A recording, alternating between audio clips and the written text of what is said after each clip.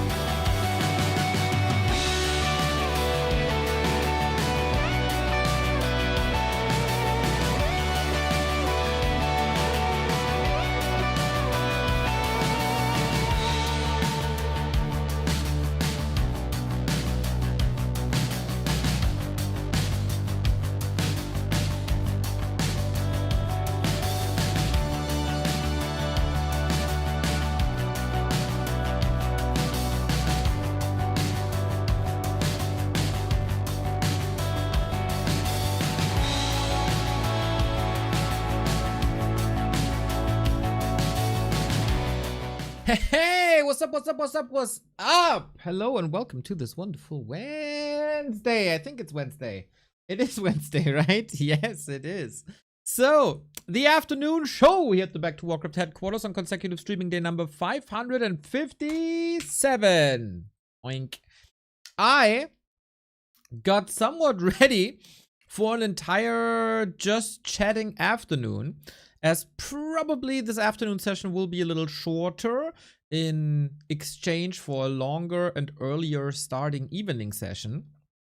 So I wanted to do a little like write down what's currently meta, what's played, etc., without direct balance implication, just to like check what's up currently. And then Stufka number 1 comes in the chat and tells us that there's a show match happening. Fortitude. Hey guys. Hey, Lady Dispel. Thank you for the 32. That there's a show match happening between 40 and Kaho, and 40 is currently laddering with Night Elf. So this might be reversed race, which is obviously interesting. Hope you had a wonderful start to the day. Very uneventful day today, I gotta say. Felt like the world came to a still a bit this morning, which is not necessarily a bad thing. I mean, in real life, a lot of things happen all the time, but in the Warcraft world at least. MCup is on a little break up until next week, I think. Of course, this week we gotta have our weekly cup. Sign-ups are up already. Are they up? They put them up? Challenge. I did spend a good amount of time on challenge. Yes, the weekly cup is up. Number 162. I should put that ready on Warcraft3.info as well. Glorious. All right, so we're waiting for 40 to be done with his ladder game, so we might see that reverse race match. I don't really know how good Kaho's off race is, to be honest, but we'll see. And that's the plan. Why is the evening stream longer today? Because there's a lot of action going on in the Western amateur part of the Warcraft scene. Because we got Fountain of Mana League, and Sharky is going to play today against Poncho. I'm playing today against Ding Dong Ding Dang Dong. There's also an Undead Discord mirror match gauntlet where I'll be participating in as a little warm-up. And then we probably got some replay casts of other Fountain of Mana games where we have like Sheik and Aspect and Edo and Dice. All of them were playing in the past couple of days. So that is what is happening. But why was I confused about the weekly cup? Because I talked with Carson about changing the weekly cup format.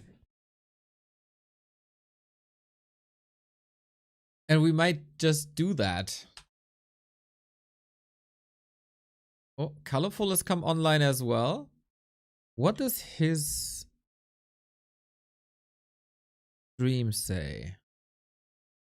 Where's the ChatGPT window? Did I close it? Shit. Don't force me to drink at 8. Romantic versus Kaho. Okay. Okay. So there is a show match coming up. 100%. That's nice. But we don't know when. As 40 is still warming up. And we don't know if it's reverse race or not. Maybe 40 is just warming up with Night Elf. But looks like 40 is getting the W here. And he does. With the big smile on his face. There he is. Oh, wait. That's not him. That's the background. There he is. What a baller. So, is he queuing another Let the game? The Night Elf tribe is strong.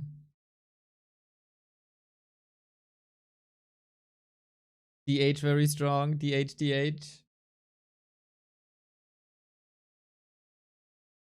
Night Elf is awesome.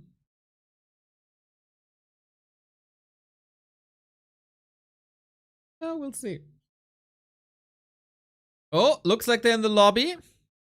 I'm gonna check the bottom right to see if Flow TV is enabled or not. But okay, looks like that we're starting with the show match without any further talks.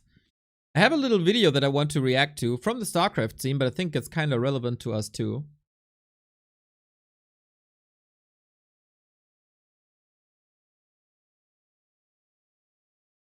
Okay, okay. What's this? China East for now, right? That looks like China East. Let's see if the Flow TV works there.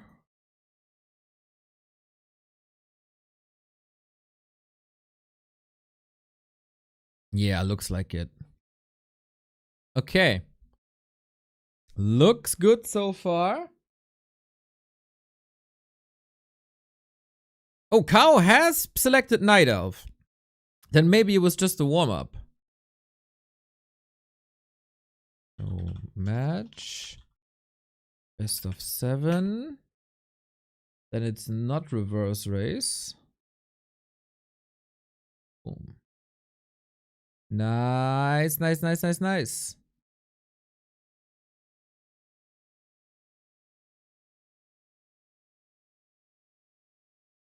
Should we play all 7? Yeah, yep.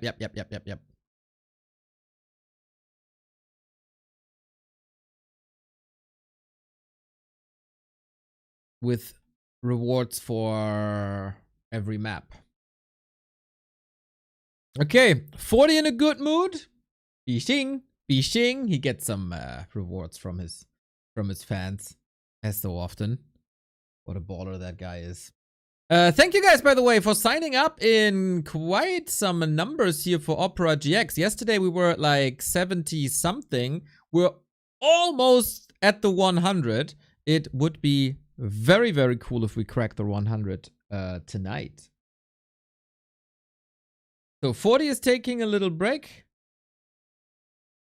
Getting ready. We're making excuses. You're just making excuses. Yeah. Okay, 40 versus Kaho. Did I miss something? Or is this still one of the worst track records of any pro player comparison that we got in the scene? Oh, no, I didn't miss it. The streak is crazy.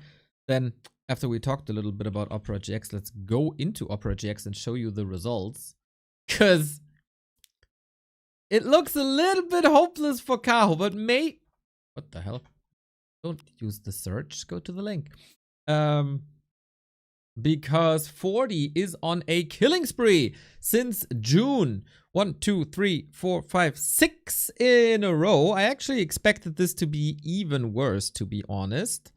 But yeah, since June, Kaho couldn't win anything anymore, and we are approaching the end of the middle of September. And it was also pretty dominant. But in the Red Apple Cup, this was almost the big turnaround, right? Remo casted that with the big 3-2 by Happy over by 40 over Happy, the big revenge, and then the banger 4-3 grand final with lots and lots of Mountain King versus a solid mix of Demon Hunter and Warden. We'll see if Kaho has some new solution. He is getting closer though. He is getting closer to a W.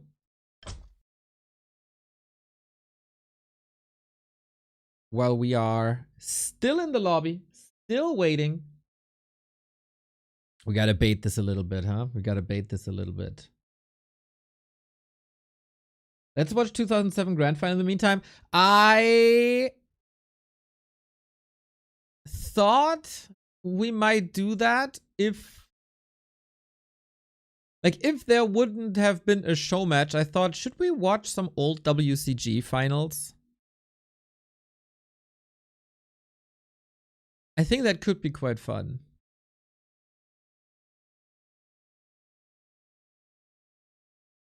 But I think I have to prepare that a little better to give some context.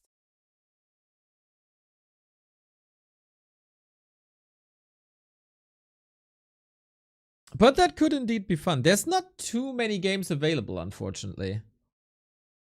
I think we got 2007, 8, 9, and 10.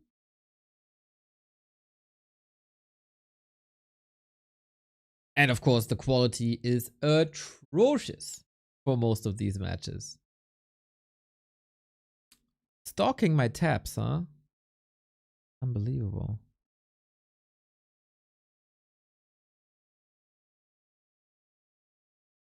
Yeah, I had it covered. I mean, 2007 is Sky versus Creo. That is one of the best game 3s of all time. For sure, for sure, for sure.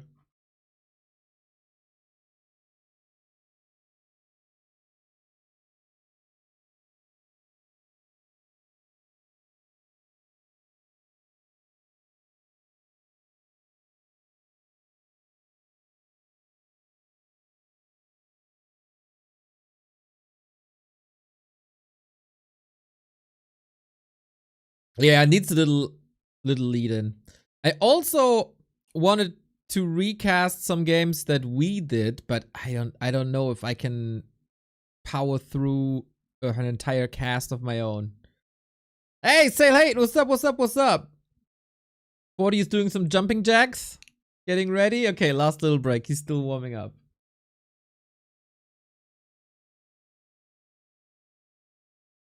How Moon is not in the grand final in the best year of his career. I don't let. Was that the year where he wasn't even qualified? WCG 2007.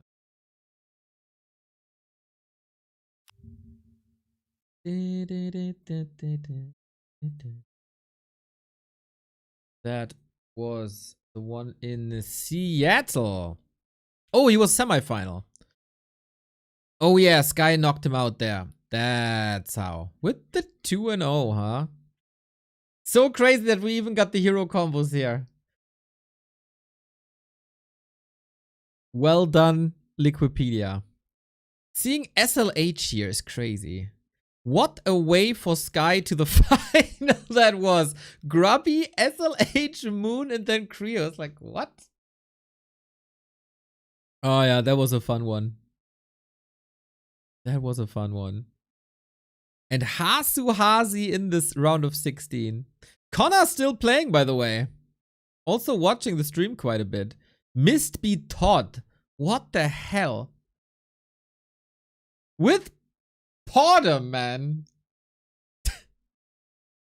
Looks like Hans to me. Brazil's strength always. Yeah, 2007 was an interesting time. Was an interesting time. Human Night Elf. Everywhere. Was that where Todd lost to Covey in the groups? Looks like Todd had a clean... Yeah, Todd had a clean record in the groups. Terra last place in the groups. Unbelievable. No, Covey was in another group. Covey beat Long Walk. It's crazy.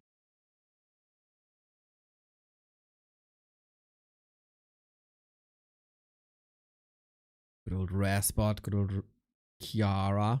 Some names I don't remember, but most I do. Mr. Tutu, one of the greatest nicknames. And good old Danger was around back then as well. Old school, man. Old school. Yeah. The old WCGs. The old WCGs. Good times, good times.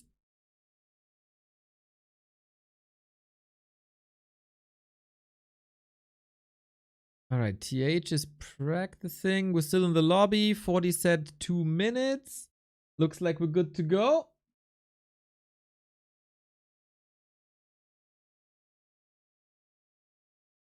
Even then, UD dominant.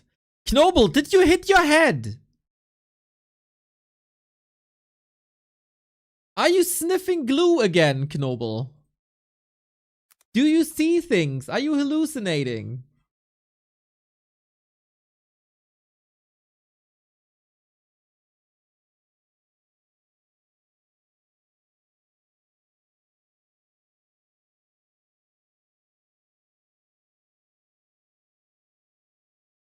Ridiculous. Little arsonist.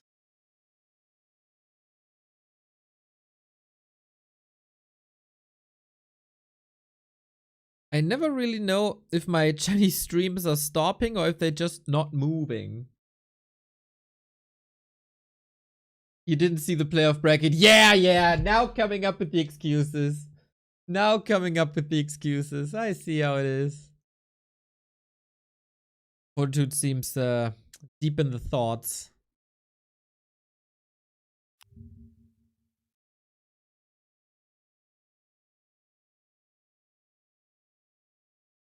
Highly focused.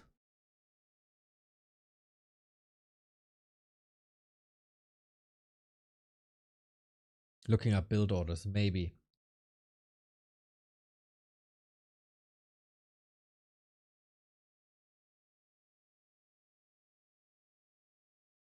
Hello, Sharky. Are you ready for Poncho tonight?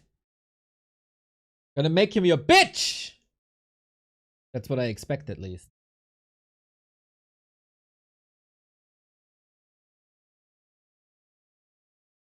Sharky's playing later in Fountain of Mana League. We'll cast it.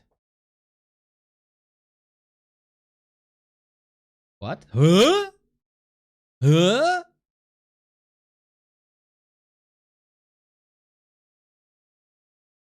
Okay, 40 has awoken.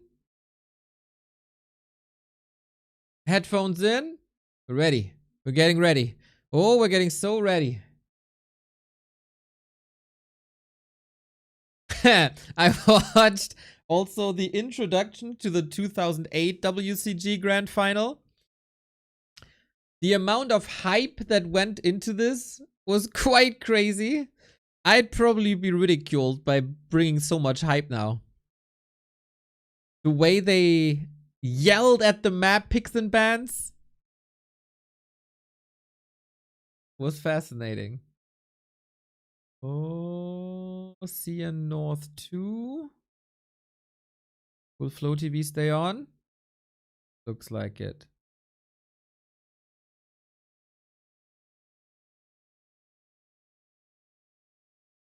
Huh?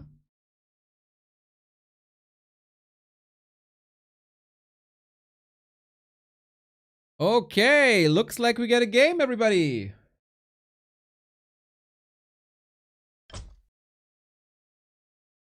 In a second, that is. Hopefully. Okay, game has started. Here we go. In 3 minutes, we have the game.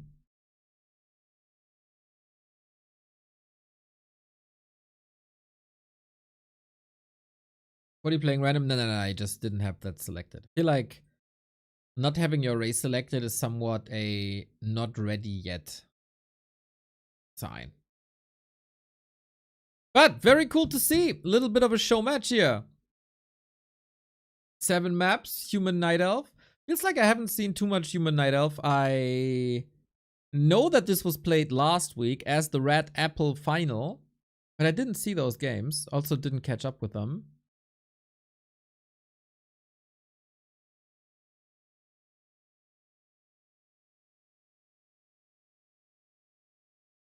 But it's a bit of Demon Hunter and Warden mix, and that is hero dependent.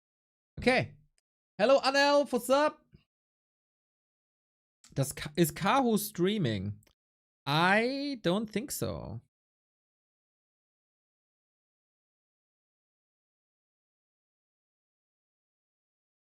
Oh, he does. Is he live? Okay. He does have a stream, but he's not streaming right now. So I don't know how active he is with his streams. No, Life got a bit more active recently.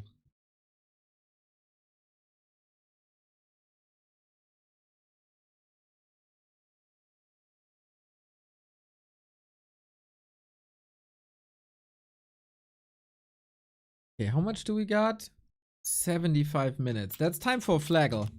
That's time for a easily done flaggle. We start, as always, with Netherlands. Let's go.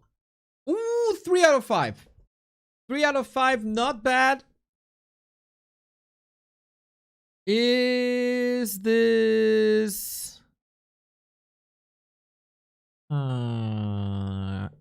Austria. Oh, close. Oh, wait, is it again? Is it just again Latvia? Ah, we had that before. Boo! Now, they didn't switch it up yet. They didn't switch it up. Oh, sad. But, okay, we owned this one. And now 20 seconds.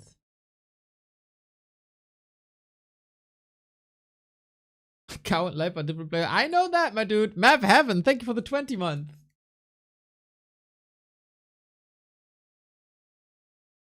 Three, two, one. Blow TV ready. Okay, game time. The best human versus the best knight. Wait, I'd have to do that introduction again.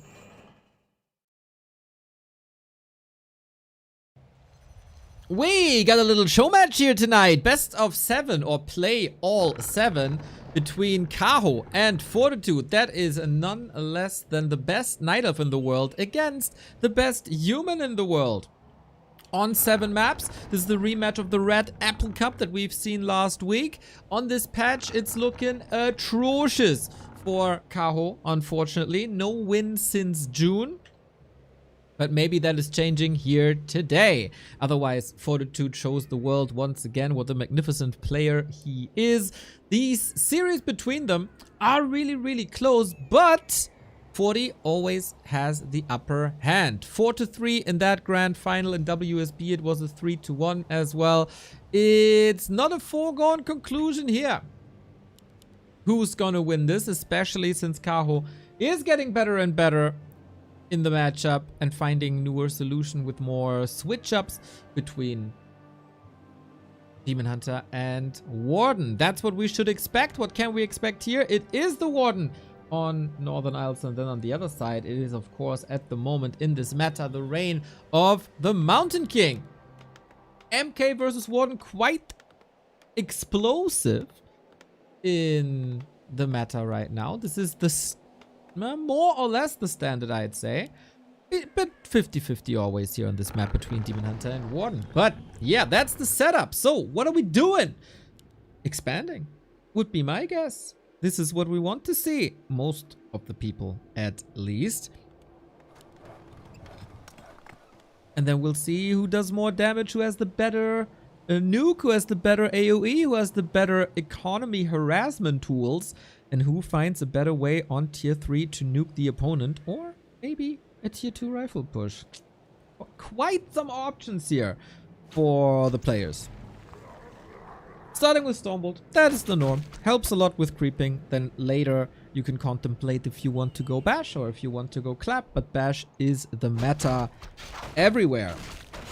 Since the Warden is a very level dependent hero, 40 has some time to creep this clean, so you don't need an Archmage with Water Elementals. Mountain King, of course, a better fighter. Grumpy Dennis, thank you for the 4 years and happy sub-anniversary, my dude. Warden with an Invo Potion, always very nice. Mountain King with a Ring of Regeneration, always very nice. Nobody can complain. We can't complain about the creeping, even though this peasant is a little bit hurt, but everything else looks rather healthy. Cow creeping up. Finds the slippers, also sweet. And then, is he going to attack now? Because creeping without an Engine of War is quite hard for Night Elves when they don't have a keeper.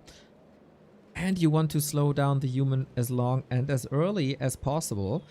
Fortitude sees this movement, knew he's coming through the avenue via the lab, had that scouted out, and is trying to punish that. Every second that the Warden isn't close to the workers is a second one. Love how he blocks this path as well. So clean. Mr. Apeman, another short stream, huh? I see. Thank you for doing the morning shift. We are blessed with the Fortitude versus Kaho Showmatch. If you feel like joining me in the cast, Mr. Apeman, when in real life is done, hit me up anytime. We gotta play all 7. Lots of action. I like your company. Just let me know.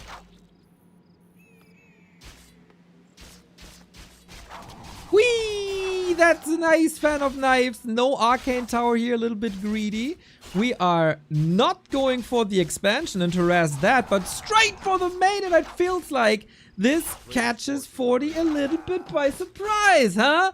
3 workers down. He is kind of trapped there, and the Mountain King is going for an exchange with the Warden being low. Gotta be careful about Storm Bolts. But 40, not using the mana too much just yet. Deathwing, thank you for the sub. Got a little hype train going on. Footman, let's go. Footman, all microed back, but I don't think we have a shop yet, so they will stay hurt. Mountain King a nice harass too, but it's only mostly about archers. We still have 7 wisps available. And this is no time to cancel lores yet.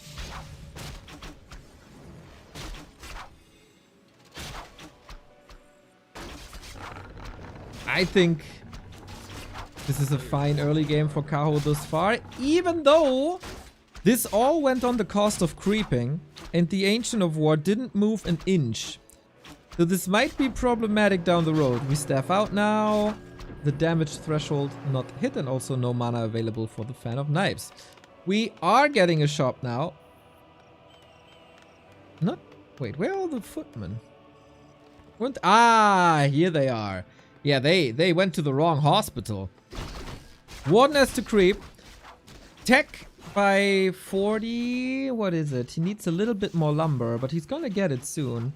Interesting to see both players ignoring the desire for level 3 as much as they can. When both heroes find their first real power spike on level 3. But you know, sometimes you have to go for the unintuitive timings. Players' forces are under attack. Close to level 3 we go. And then, how harassy will you play this if you're Kaho? Oh, apparently very harassy. Apparently, immediately straight across. And Isnix, thank you for the 18 months. Let's go. Yeah. This feels like a hype train. Feels good, feels good, feels good. Get these primers in. God damn it. Let go of your primes. Get rid of that weight. Just like the Mountain King gets rid of the weight of mana. Shredder, attack. No more Stormbolt at the moment. We do have more Fan of Knives. And Slow coming in from the creeps. Dangerous! I was about to say, respect the bash. And also respect the force that is the Ring of Regeneration. An exchange here is not that easy, but he gets a triple whammy, a quadruple whammy, a penta whammy. And the one cleans it all up. Full wipe of the footman. Ouch, that was some good experience. Damn, Kaho looking hot. Oh no. Oh no. Ah, shit! Oh no! What a fall from grace, dude!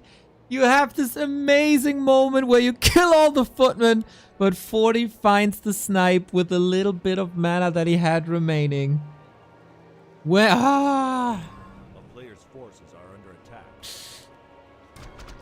Okay, that's how you stay relevant here. Funny little moment. Don't celebrate too early. Especially when there's a little hammer-throwing dwarf around. Looks so hot he got burned. Very true. Tier 3 on the way. Tier 2 only now finished. 440. Kaho, of course, on 1 base. So with every passing second, things are getting better. 440. And we will have an answer soon what his strat is. With the Shredder, I guess we kind of know it's going to be tier 3 mass air. I'd be kind of surprised if not. Question is, does Did Kaho see Player's forces are under attack. the Zeppelin?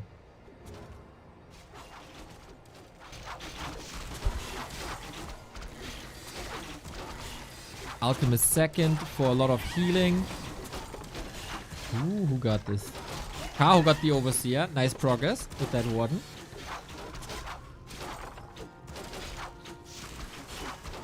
Tier 3 queued as expected.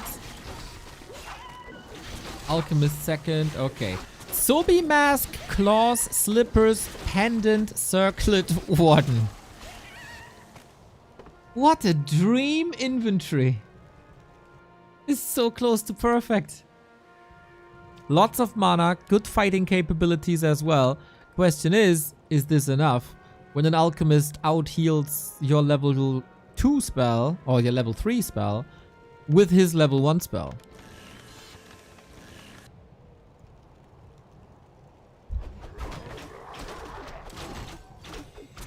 Kaho is getting somewhat countered. Soon. Very soon. And I don't see the Warden stopping the progress of Fortitude.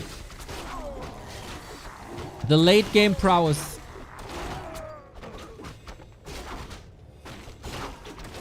Level 5. Close. Yeah, 40 didn't use a lot of Footman, right? It's mostly Mountain King.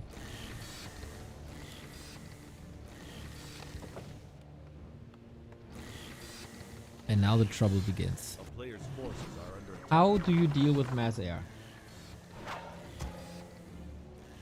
Waking up to a play all 7 is great. Yo, Kidder, what's up? Have fun.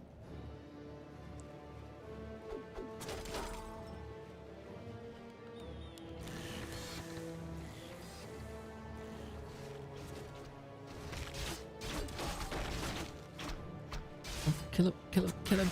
4.9. Warden is so ready. Oh, she's so ready to spin.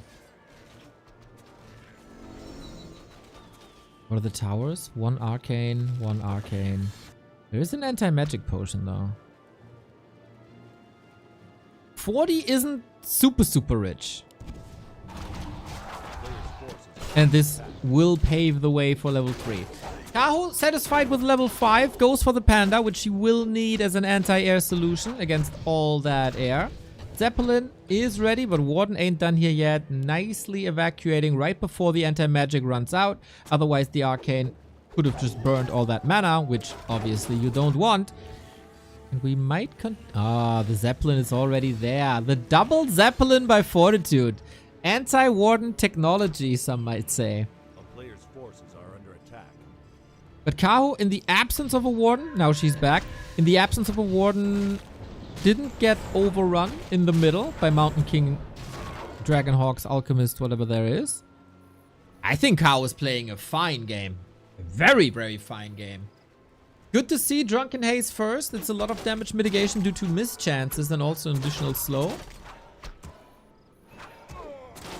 It's just no damage.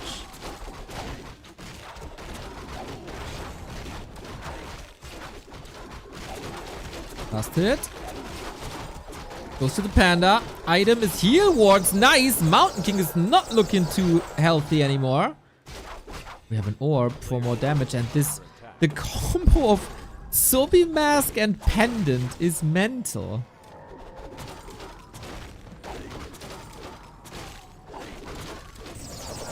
Whee! Warden is having a great time. Can't complain about that. And on the back of all this, a lovely little expansion.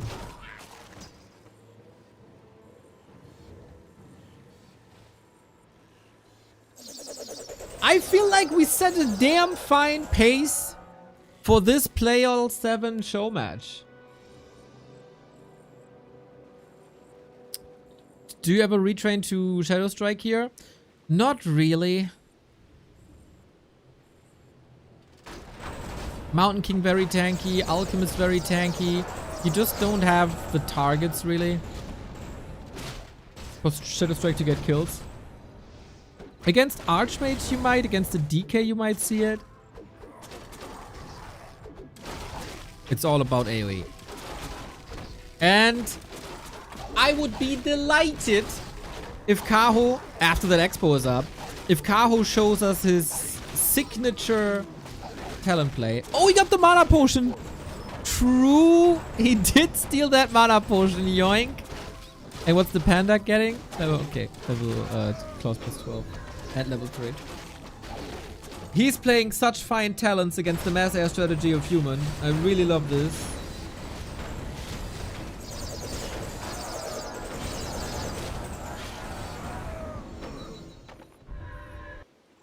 How many Zoe masks do you need to get? So the arcane... So you regenerate more mana than the arcane can steal.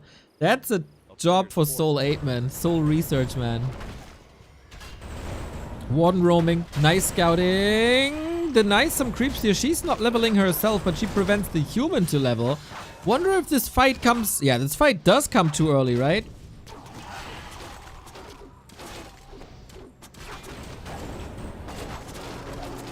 And 40 doesn't want to go for it. As long as there's no griffins in the mix. We have a spot to expand for the third time here. We definitely have the lumber to go for wins, but we don't have the gold.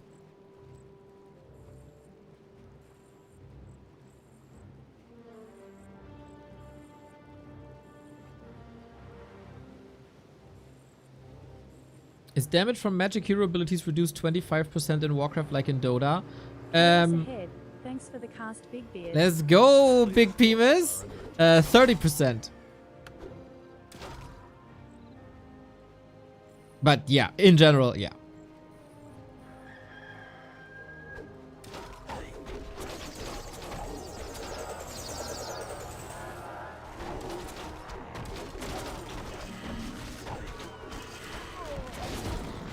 Okay, creep check. Lots of Dragon Hawks for the piercing damage against Dryads, but the spells! The spells do the job, oh yeah.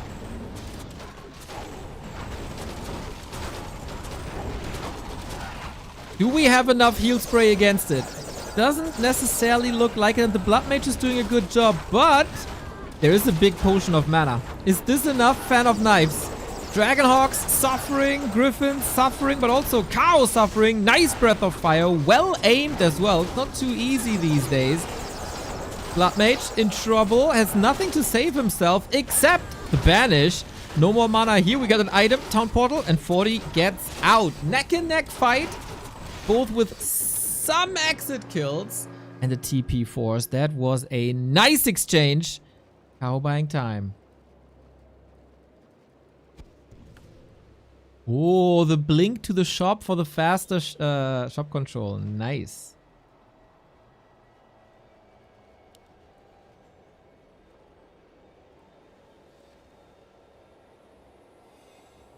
So let's take a look. Do we have any indicators who this was clearly better for? Not really. It gave 40 some XP, but it's still not enough to go to 3-3. But it is almost enough to give the Warden level 6. And we all know how strong usually that ultimate is. It is weaker versus Mass Air, because the ultimate requires corpses and air units don't leave any corpses, so you can't raise the little spirits from the avatar. But having level 6 is damn great in general. So we get that level 6. It's unpreventable at this point for Fortitude. He sees it coming. He might save the workers into Zeppelins and dodge the fan. Oh, he pump faked it. 40 not responding. Just a little skill check. Bit sad to see that we're not transitioning into crows yet, but by how short he was on gold, I kind of understand that. Here's the blink, here's the fan, here's the level 6. And as there is no silence to stop the Warden,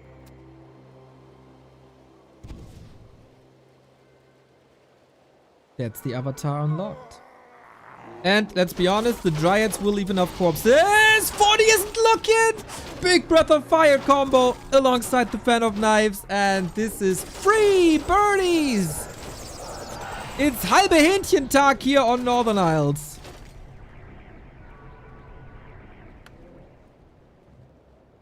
There was some free XP. Oh, 40, I feel like you gotta step it up.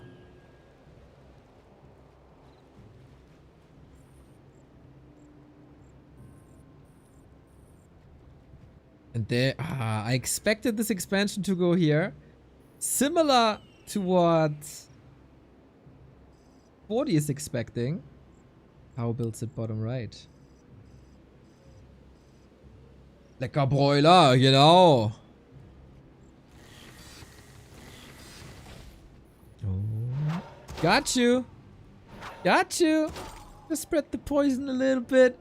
Making sure you signal your opponent. I know what you're doing. I saw that.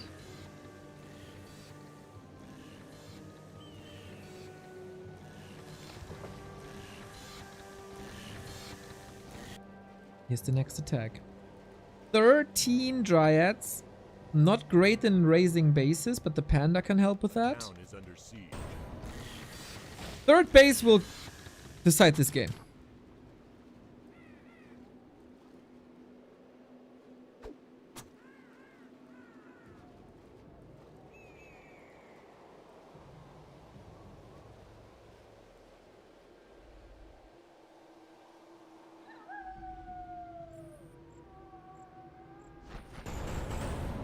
Trying to force a reaction, trying to force Kaho back, but he's not falling for that at all.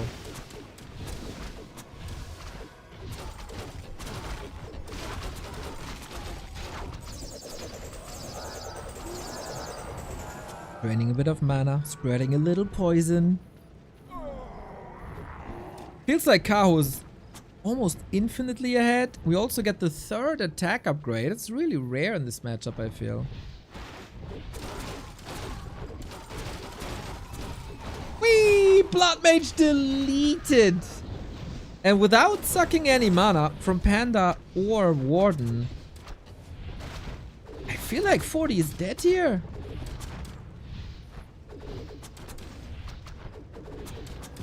He supply blocked as well, right after killing, reviving that Blood Mage. Oh, Mortar team, a nice adjustment. We don't have fragmentation shards yet. The mortars aren't that great. The town is under siege.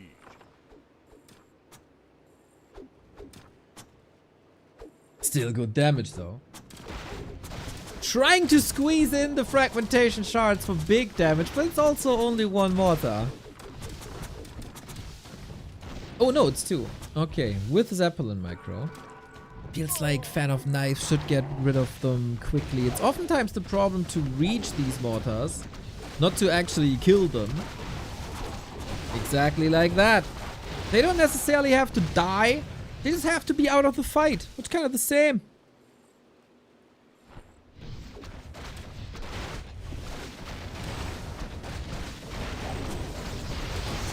Sick attack. Sick attack.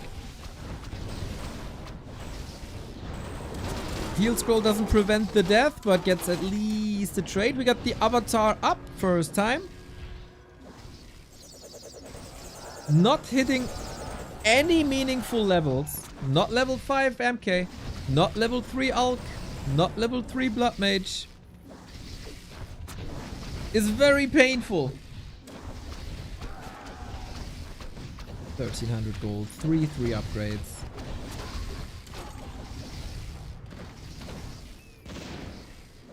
Feels like Kaho is a bit worried about these mortars.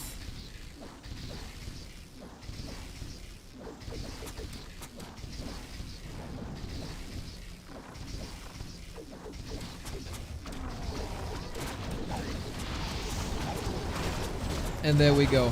He's breaking the base at the 22-minute mark. The main is empty soon. Portals away. No unnecessary risk. Warden survives. The army survives.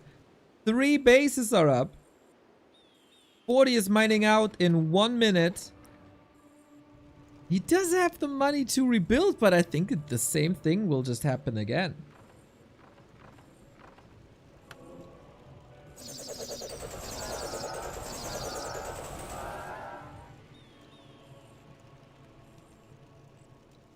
Very, very good game by Kaho.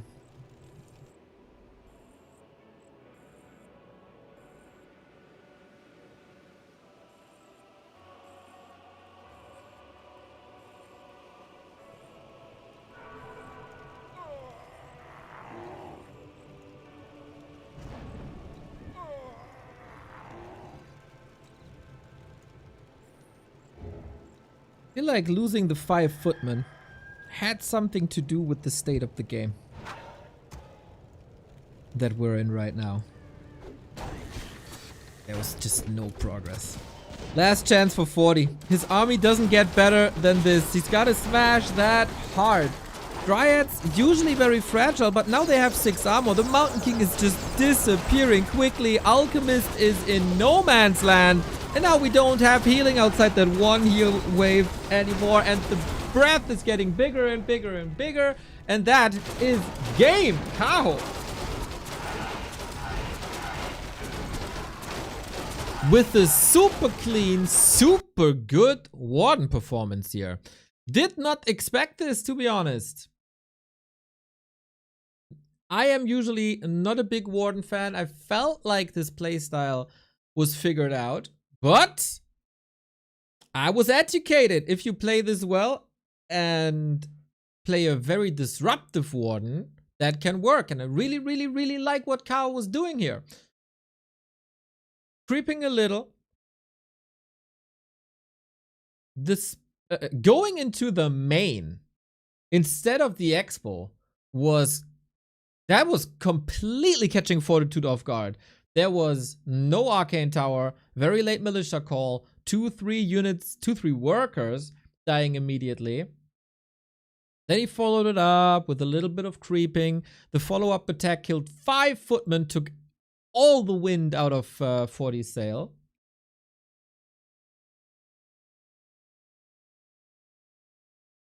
And from there on out, we got a nice little mix of harass and creeping. Fast level 5, nice panda levels. Just expertly played. Nothing to criticize here, really. Reverse Running says, I want to calculate the damage on my units against Coil Nova. Reverse Running, let me help you before other people overcomplicate things.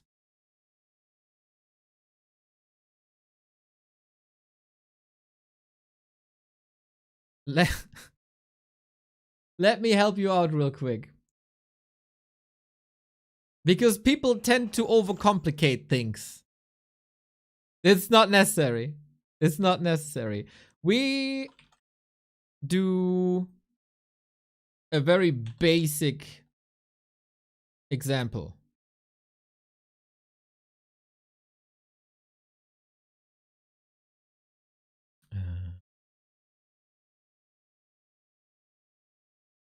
Did I not have a window thing?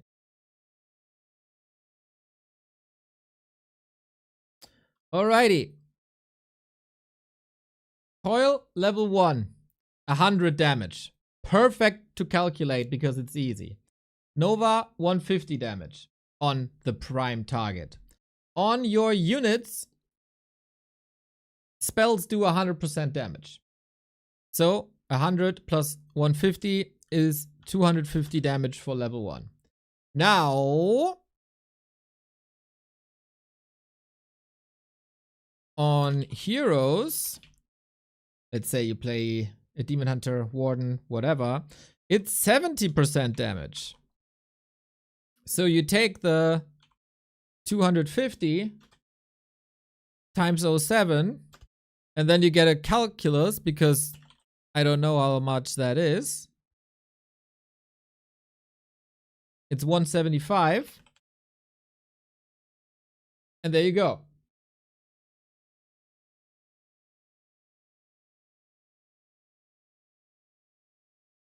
That's how much a level 1 Coil Nova does to your hero.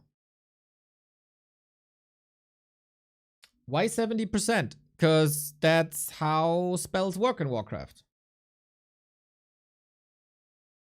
We have armor types. And spells do... Wait. Spells do 70% damage on hero armor. This is a bit outdated of a graphic, but it's still working somewhat.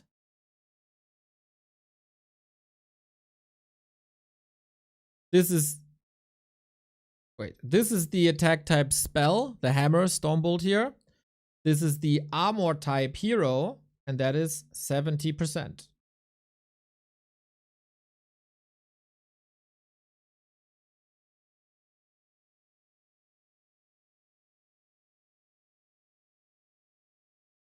Basically, all units take 100 spell damage. Yes.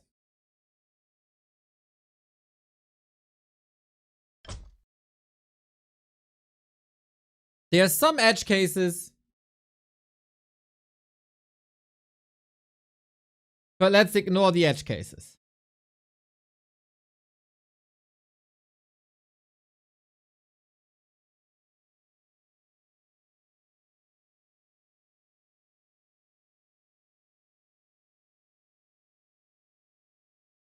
That's it. If you don't want to overcomplicate things, that's it. There's some units that can be ethereal. That's a Spirit Walker, for example. Then spell damage gets amplified. There's Banish. If you're banished, you also take more damage, but just ignore that. Keep it simple. Keep it simple. Units, 100%. Heroes, 70%. And that's your baseline.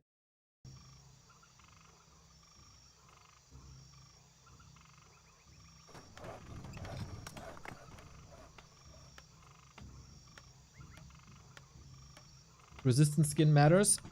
No.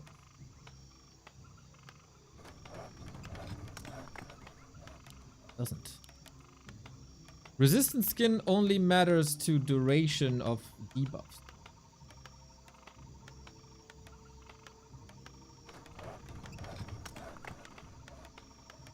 As it says, resistance skin reduces the duration of negative spells, but it doesn't change the damage.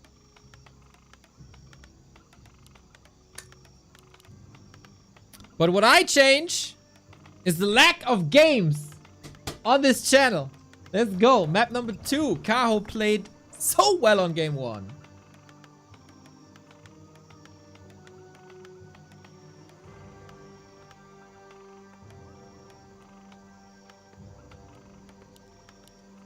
And it's a Mountain King, and it's a Warden.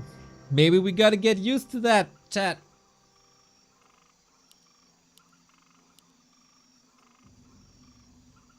The name Resistance Skin is indeed misleading. But, go. Warcraft Basics with Neo. My pleasure. I guess if you're calculating damage values, you're past the basics part.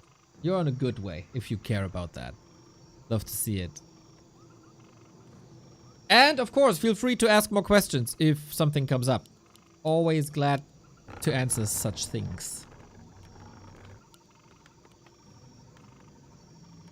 Because after 20 years, it's super intuitive, but there's a lot of things in this game that are absolutely not intuitive, so no harm in asking.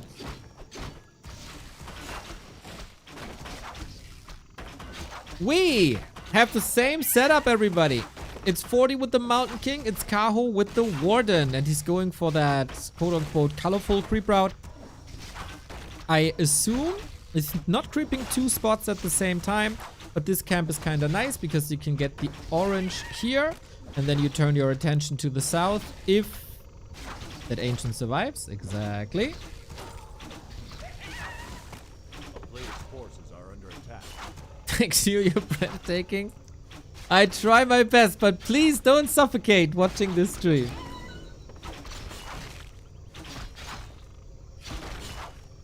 Yeah, and then you turn your attention to the south, and that's level 2 point something. In the meantime, though, 40 is working on his expo, and he's trying to be a bit more aggressive, I guess, moving towards the middle where the easy little turtle camps are.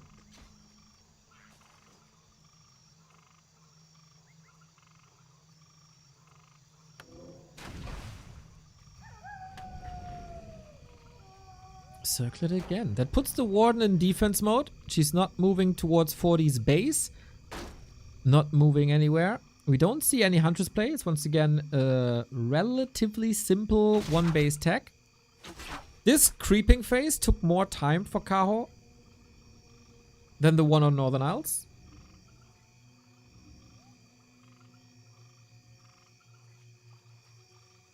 So no counter aggression. That means Fortitude's early game is already way more stable than the initial one. And he's also not losing track of the Warden, which is very important.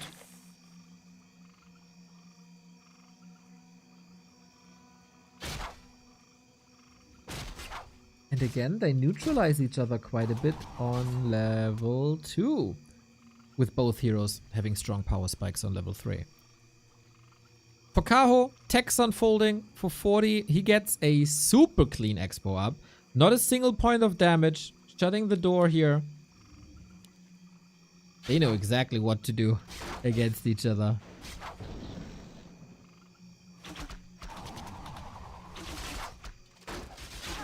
First blood drawn by Stormbolt footman attacks. A bit too far out. Huntress Hall is closing the gap here on the left-hand side. But yeah, very, very calm thus far. Building a shop already just to be safe, as he will need Regent Scrolls against the Fan of Knives. That's pretty much inevitable. Plus having the option to go for Clarity Potions is nice too.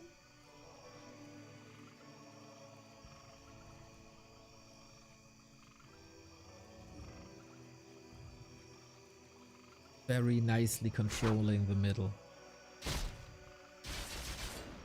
Oh, didn't blink dodge. But that's of course an invite to a Fan of Knives. You gotta respect the bash. Are you blinking forward or not? No, no, no. It doesn't have the balls this time. Last second Moonwell. That could have been the end here. Nice idea to pull the Ancient of War into the mix.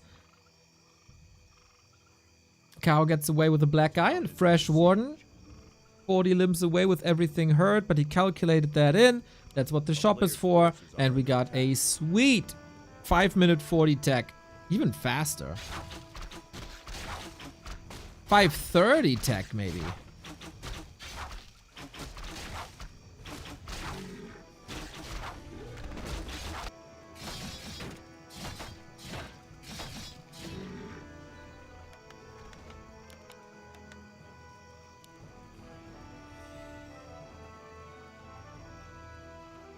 Player's forces are under attack. Time for the Warden to catch up.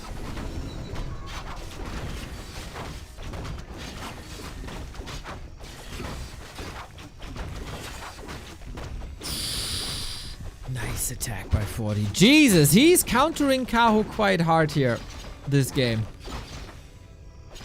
Warden got the objective at least, got the big XP, got the level 3.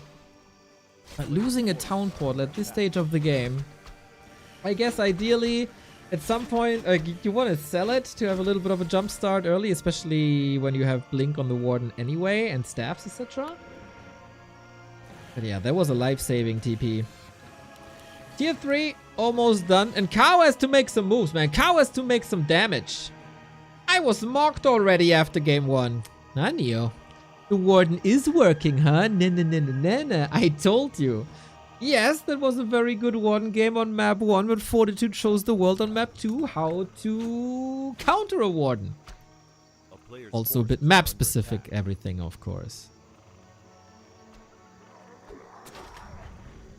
It's like Kaho is not satisfied with the state of the game at all. What's the play? One big bear bust? But Fortitude has also arrived on tier 2.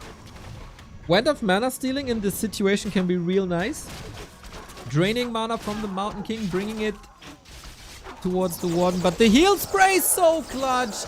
Man, he can stay in this fight forever. How many footmen is he gonna lose? Like 3 max? Super sweet timing for 40 to fight to force this fight here. Did Kaho ever cross the middle of the map? Amazing. Amazing alchemist. Like Thorzane in 2020. He saw it 5 years before everyone. The visionary.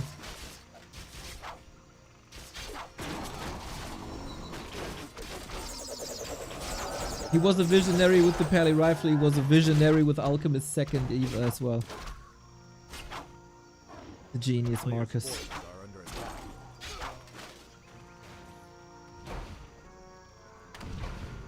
Body was rich. Town portal, heal scroll, boots. Time for some aviaries now. This is still a bit of a defensive position and the Warden is slowly leveling up. We don't have a Shredder on 40's side. He can't even go into Triple Griffin Aviary right now.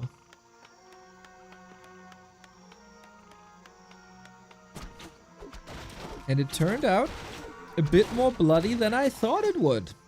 Kaho surely fighting. Trying to go with the counter expansion a lot earlier now. I guess you want to rotate out footmen anyway, but you can rotate them out against creeps, worst case. Not feed them to a Warden. Still, I think with how untouched 40's bases are, he's in a prime position. As he also has time to catch up in levels now. Should actually. Wait, creep jack. Nicely stopped before.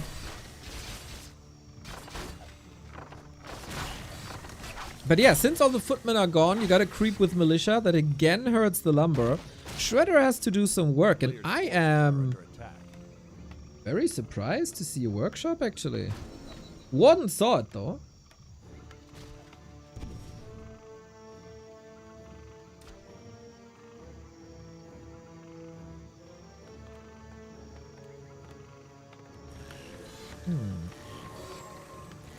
Forty is of course known to be a very, very good mech and tank player.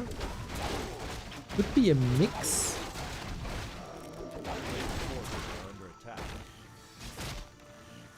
It's level 5. I still feel, even though 40 is at 1800 gold, Warden has to jump onto peasants.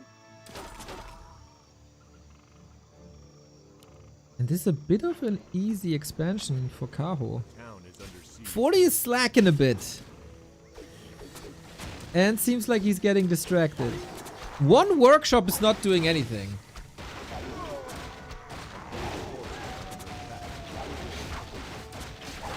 Feels like 40 completely lost the way.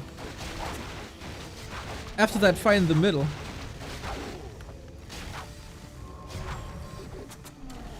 Since when do Human or Fortitude have so much confidence in Mountain King? 2 months, I'd say. Little more. 3 months, maybe.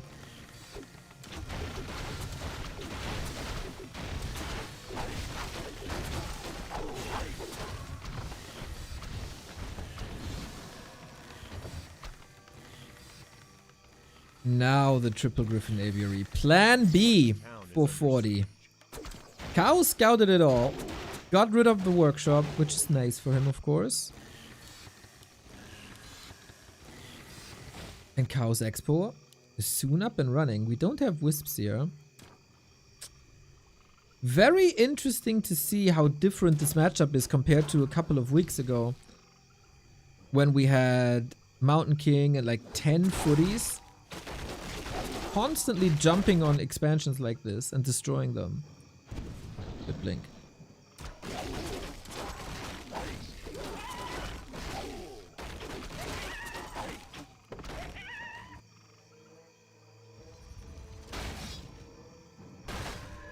Why do most humans not build a paladin here? You have healing already. And the source of damage for the Night Elf is area of effect damage with Fan of Knives and Breath of Fire. So one Holy Light wouldn't do too much because all your units are affected. So you pick Alchemist for AoE healing. And then the Blood Mage is a very nice addition if you have that healing already to take mana away.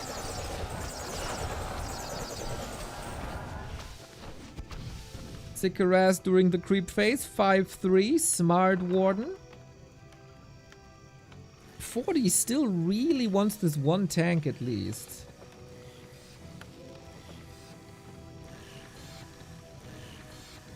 Kaho surely needs time, but he held that expo pretty easy, I would say. Can he get the army up? 40 is exploding into supply.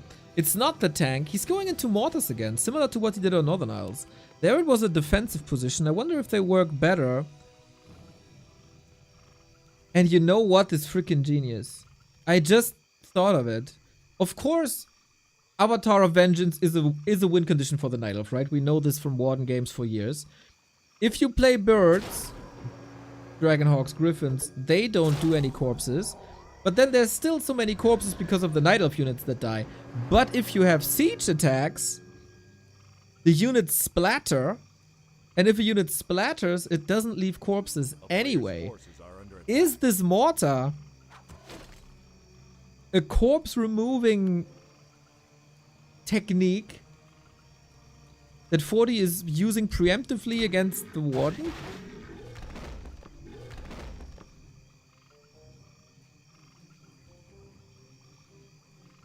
I mean, it's great damage. Mortars are good units anyway. Would love to know if that's the reason, or in general the damage is the reason and the corpse removal is just the cherry on top.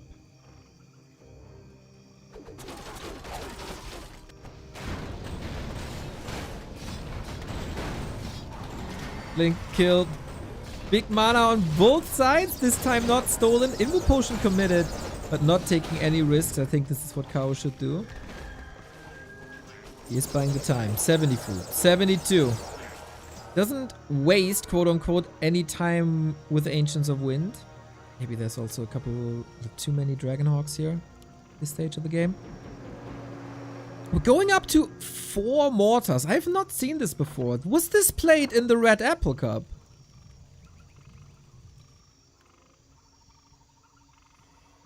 Did anybody see their Red Apple Cup Grand Final? Did 40 play mortars there already?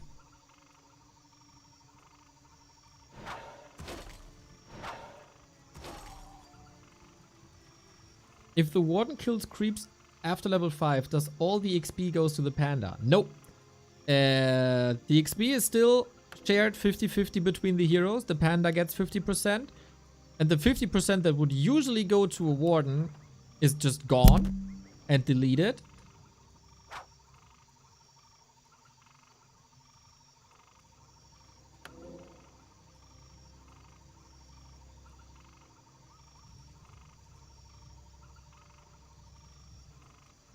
How made it to 80? In the meantime, 40 pushes up to 90.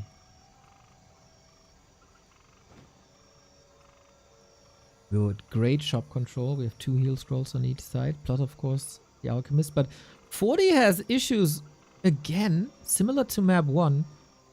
Getting the heroes up to 3. Underleveled MK, underleveled Alk, underleveled Blood Mage.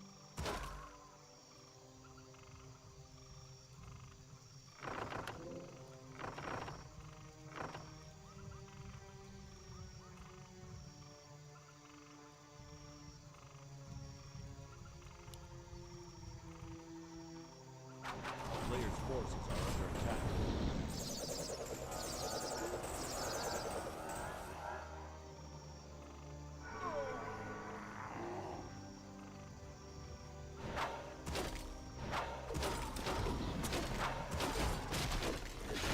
Okay, big fight! Warden needs to eliminate the mortars, I feel. Book of the Dead even, there is no dispel about it. Love to see the Dryads dancing here. I feel the mortars have very, very, very little impact.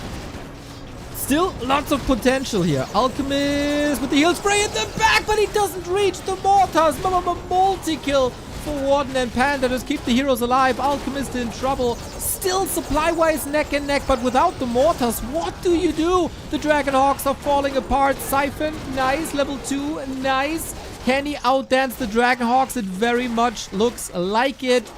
Panda survives at 50%. Stormbolts might turn the tide, but we got level 6 and level 5. Kaho playing out of his mind, and 40 doesn't have the right answers anymore. Alchemist falls while healing. That's a sign. Mountain King dead as well. King Kaho with the cleanest fight. Jesus. He did this so well. Oh my god, was this well fought. Warden onto mortars immediately. Dryads creating just enough space so the mortars don't hit them. Everything is in shambles. The fight is completely messy for 40. And then he dances back. The mortars want to move forward. Doesn't really work. He's trying to heal them. They're out of range. Warden jumps back in. Oh my god. Kaho, I'm in love with you. That Dryad micro, man.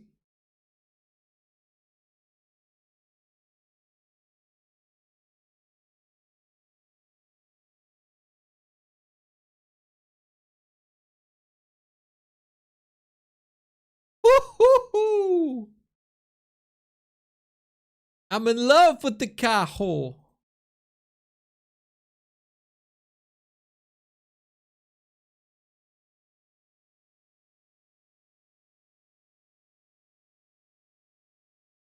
Dude is playing out of his mind.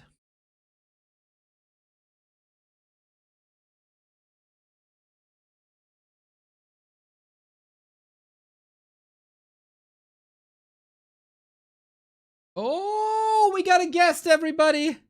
We got a guest, the greatest co-commentator that I could wish to have on this Wednesday afternoon.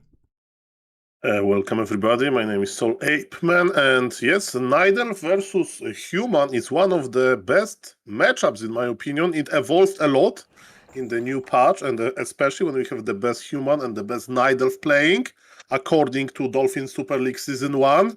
Who can say no to this game? Exactly, especially when Kaho is up 2-0. This is not something we should have expected. The past 5 games all went to Fortitude. Let's see if Kaho can do it now. We go into game 3, Concealed Hill. We might have to sync a little bit. We're a little behind the curve, but I needed some time to pog very loud and very proud over those Kaho plays. So I'm clicking the button now, the game is starting. Yep. Alright, I'm going in as well.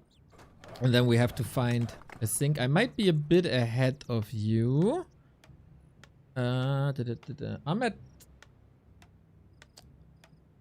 at 16 seconds. 18, Okay. 20, 22. Perfect. Nice. Alrighty. So you're of course the expert of everything. Soul random player man. Soul watches every letter game man. What's so different that Kaho is owning today?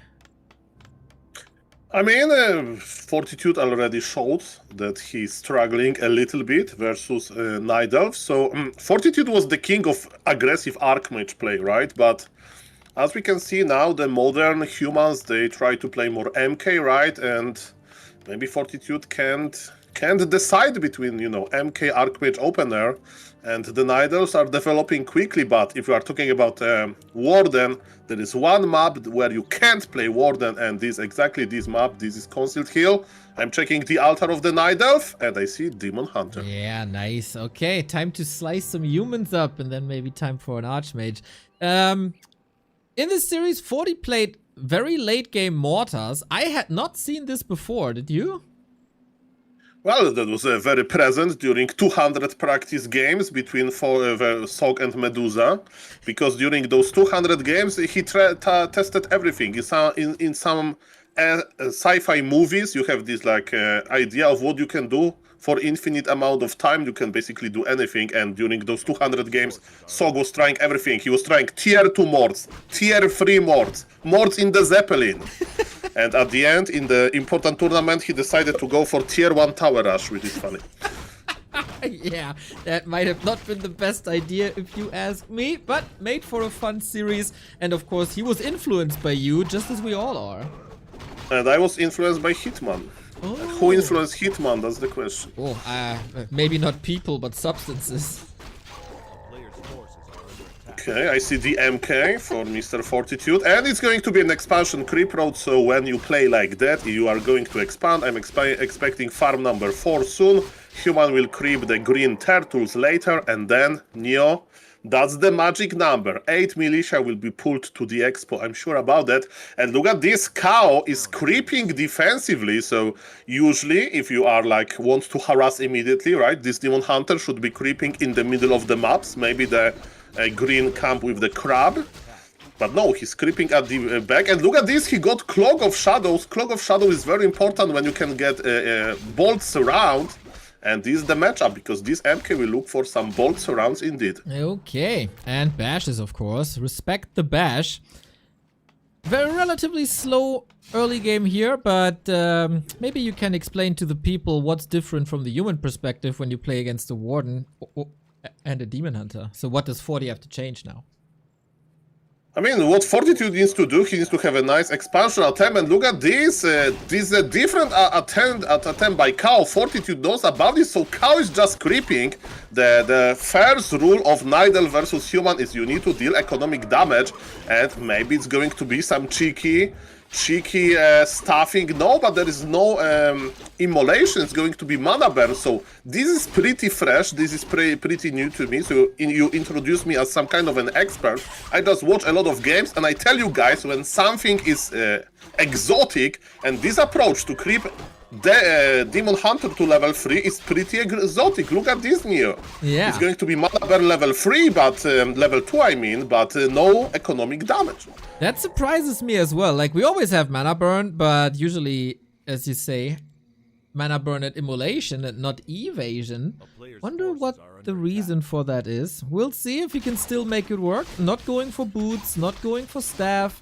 He had the gold, but actively decided not to go for it. I can somewhat understand not staffing across. He was at 50% already. That's not the ideal moment to harass, but instead the Mountain King is trying to buy time. And the first bolt went through. Can we get mana burn before? Okay, perfect. So double mana burn connected, and so far this mighty MK only threw one bolt, which is not that big, but now the footies are here and they are in the perfect condition. They are brand new and they are ready to squeeze. The squeezing, the very important squeezing. There we go. Yeah, we've seen these attacks quite a bit. And on Northern Isles, I think this attack came a little bit too early. Now, it's perfectly arriving when he's supposed to build the Ancients of Lore, but with the Mountain King and Footman here, you can't. So already a little bit of a delay. Kaho is pulling back, can't attack in the north. I think this is so far Fortitude's best game. I mean, but this is also the plan of Kaho, right? Kaho wasn't surprised at any part of the game. Look at this, he's splitting his army now. So Demon Hunter is chasing the main army of Human, and Naga with some archers is crossing the map. Of course, archers can attack the Arcane Tower. Naga really can't, because you don't want to give mana for free.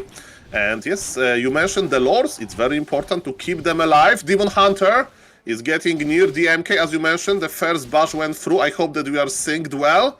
And I like this from the Night Elf perspective. Lords are going up, and there is some economic damage. Yeah. Almost with hybrid laming here. Only Naga archers. 40 has to call militia. That goes into lumber always. Gold workers are falling as well. Militia, of course, strong, but you can't just out-kite them. And the Demon Hunter is strong enough to hold the rest. But is he strong enough to keep these lores up? Yeah, that's a great question. There is just an Imba Hunter. There is never just, but yes, he has limits. Like Superman had the Kryptonite, and Kryptonite of Kaho is MK and 6 footies, as we can see. Alright, tier 3 is running though. That's a bit of time lost. This will probably also delay like Dispel or something. But both are a bit delayed. We gotta say, Mountain King, very nice items to be tanky and to heal a little bit. Being slowed down now. Is the hammer strong enough to get the kill? Oh, doesn't look like it actually. Controlled by Naga and Dryad. That second cancel doesn't work. And Kaho, yeah, he's under pressure. He has to go for a timing, but it's not that bad. Look at this genius stuff. He stuffed back to the fountain of health, so Fortitude is really greedy, you know, he's not spending gold on items. His shop is not even up because of the very little amount of pressure, and that was pretty cool that Cold Arrow slowed down MK attacks, as you mentioned. I thought he's going to cancel it, but we have Cold Arrow, we had Poison from the Dryad, and it was enough. And now look at this Creep Jack. It's wow. going to be annoying. Yeah, constantly multitasking here, Kaho. Very taxing, of course, but very effective. Mountain King is not getting out of control. Level 3, alright. Nice little steal with another mana burn. Kaho bringing the heat and can't get the creep spot in the meantime. Naga's leveling up. We've seen, especially in Yen's games, and you love Yen's games and I love Yen's games, how devastating a high-level Naga can be to a human army. That's very true, but there is not going. We don't like Zeppelin that much in this matchup from the human perspective. You know, versus Warden, you need to have Zeppelin. So if you buy it in the mid game, is okay. In this matchup, I don't really think on this particular situation it was kind of forced. But that being said, Kaho bought a Shredder as well. He lost a lot of wisps during the harassment period, but it tells me that maybe he's not going to try to make like a big all-in, but he kinda has to. He has one base, but maybe Mr. Neo, this is one of these rare games. I heard legends about games like that, and I saw a few, but they are very rare, that you can actually outvalue human so hard that you stay on one base, human stays on two bases, but you stay on 50 supply, you have MGs, you are trading with double orb, as you mentioned, high-level heroes. Maybe it's going to be one of the games like that. Then one base Night Elf can win versus two base human, but it will take 20 minutes, okay? Okay, we'll see about that. Fortitude's tech needs still some time. Archmage is only coming up now. Second lore was a little bit late. Everything was delayed, and Lumber is a big issue. We got the Demon Hunter not actively in, but scouting a little bit. He's making sure that Fortitude has no chance to go for the red spot. This Demon Hunter was parked on the high ground for quite some time. And in the meantime, Naga is leveling up. High emphasis on the Fork Lightning. Stormbolt, surround, but doesn't do anything. 40 now with the Shredder in. Oh, he doesn't have a Shredder actually. With low Lumber, this will take some time to get up to 70 supply, where the human gets really dangerous. I mean, his tag is already done, right? So the lumber value will skyrocket full soon. And you know, the earlier Fortitude expects the like the late game approach, because he doesn't know, right? He doesn't know if it's going to be just pure bear approach to like break Fortitude now, or maybe it's going to be, as I mentioned, this longer game plan with MGs. We'll see about that. TP is here. Very defensive TP, and yes, the Zeppelin is in the air, but kinda wrong position. Night Elf is not doing much here, so I think I'm just checking up the lores. Do we see MG upgrades? Not yet. No, not yet indeed. So I don't know, maybe he will try to break him, but how? Look, Mr. Neo, like, there is a huge army of humans just waiting to get more and more supply ahead, and this one barrack is nothing. You can afford that. Yeah, no more rifles. It's only 2. It's not too much piercing damage. On the other side, we only have one Dryad. Kaho staying at 50, as you suggested. Going Dispel now. Okay, that's just a bait with the workshop here. That should be an easy cancel. Kaho will have to use a TP at some point. I would be somewhat surprised if not, against all the sorcerers. If they can reach a little bit, that should be a guaranteed kill, as we don't have a staff. But yeah, he wants that workshop. Is he taking that fight? No way. There is no way that Night Elf will take this fight. He, as you mentioned, he needs to go back. There is no staff of preservation. It means that the bears can die easily. But maybe this is Mr. Kaho's secret. Maybe I was talking about MGs and we are going to see 0 MGs. Hashtag Soul Predicted, man. But man, look at the supply. It's 70 supply for human with the Heal Scroll. Heal Scroll is killing militia. And yes, Demon Hunter is looking good, but the bears are dying. This feels a little odd all of a sudden. We still have the TP to get out. Kaho is clearly making an assessment here, and he wanted that fight. He could have portaled out a lot earlier. He is getting a lot of workers killed. Still 15 available for Fortitude, and he's burning mana first and foremost. Not too many losses. If he can keep the bears up and exchange a bit of XP, that could be nice. Stormbolt dodged, almost point blank, all the mana used. But Kaho, was that what you wanted? When we look at the supply, Yes, absolutely. He got rid of like 15 food of elite that Fortitude had and can replace it with more bears. This is not over. It's not over, but yes, both players are not going for like super efficient solutions yet, right? So Fortitude is not going for tier 3. Of course, he has bigger issues. He needs to level up his Archmage. He needs to get into this 70 supply army composition. As you mentioned, he's not remaking his barrack, so he says, rifles? I don't need them after the piercing nerf. He's going to play clear mass casters. Yeah. And we don't get anything except Dryad Bears against this. Demon Hunter and Bear supposed to go for the front line. And then the Naga is like a mana artillery. Careful now, we have a staff. Double orb up, by the way. Lots and lots of damage. Very unfortunate for Lightning, hitting only one footman. That's not exactly what you want. Gotta be careful about that bash. Demon Hunter can staff back in once he's healthy if there's Moonwell juice available. Not the presence of mind for Kaho at the moment. Bears dominate the fight for now as the Naga is controlling the Mountain King really well. Well, this efficiency game, supply elite is not big, but the bears are starting to get red HP, and that's the problem. You need to keep your bears alive. Healing Demon Hunter is easy, but, you know, there is not that much moon juice for the bears. The Zeppelin is actually doing quite good. There is healing potion on the Demon Hunter, so he will survive. But let me tell you, pushing into the tower is going to be extremely hard. Bears have limited mana. Archmage got level 2, but there is not that many actually targets to Blizzard. Maybe those 3 bears, maybe, but he's not actually using it. We have a big fight, and let me tell you, Kaho is trading, and maybe even without the MGs, he's outvaluing old MK! What is going on? Kaho Miracle Man, Wonder Boy unconcealed. Such an effective fight. He's constantly below 50. Was macroing like a god. Every time a unit fell, he immediately rebuilt it. He has 500 gold. Maximum. If he could go for the heal fountain now, that would be ideal, but I think Fortitude is too close to it. He's killing so much with Bears and Demon Hunter alone, plus an amazing Naga. What make Night Elves super efficient are Moonwells, right? You make them once, and for like until you have them, they will regenerate moon juice during the night that you can spend later. And you know what? Kaho has 3000 lumber and no wellspring that makes Moonwells better. But wait a moment, it's going to be important fight now. Rand bracers on the Demon Hunter versus MK. That's okay, but look at this. Fortitude lost his boss aura, Mr. Neo. Yes. He's not creep jumping, even he's afraid to engage to 50 supply Night Elf with 64 supply. That's crazy.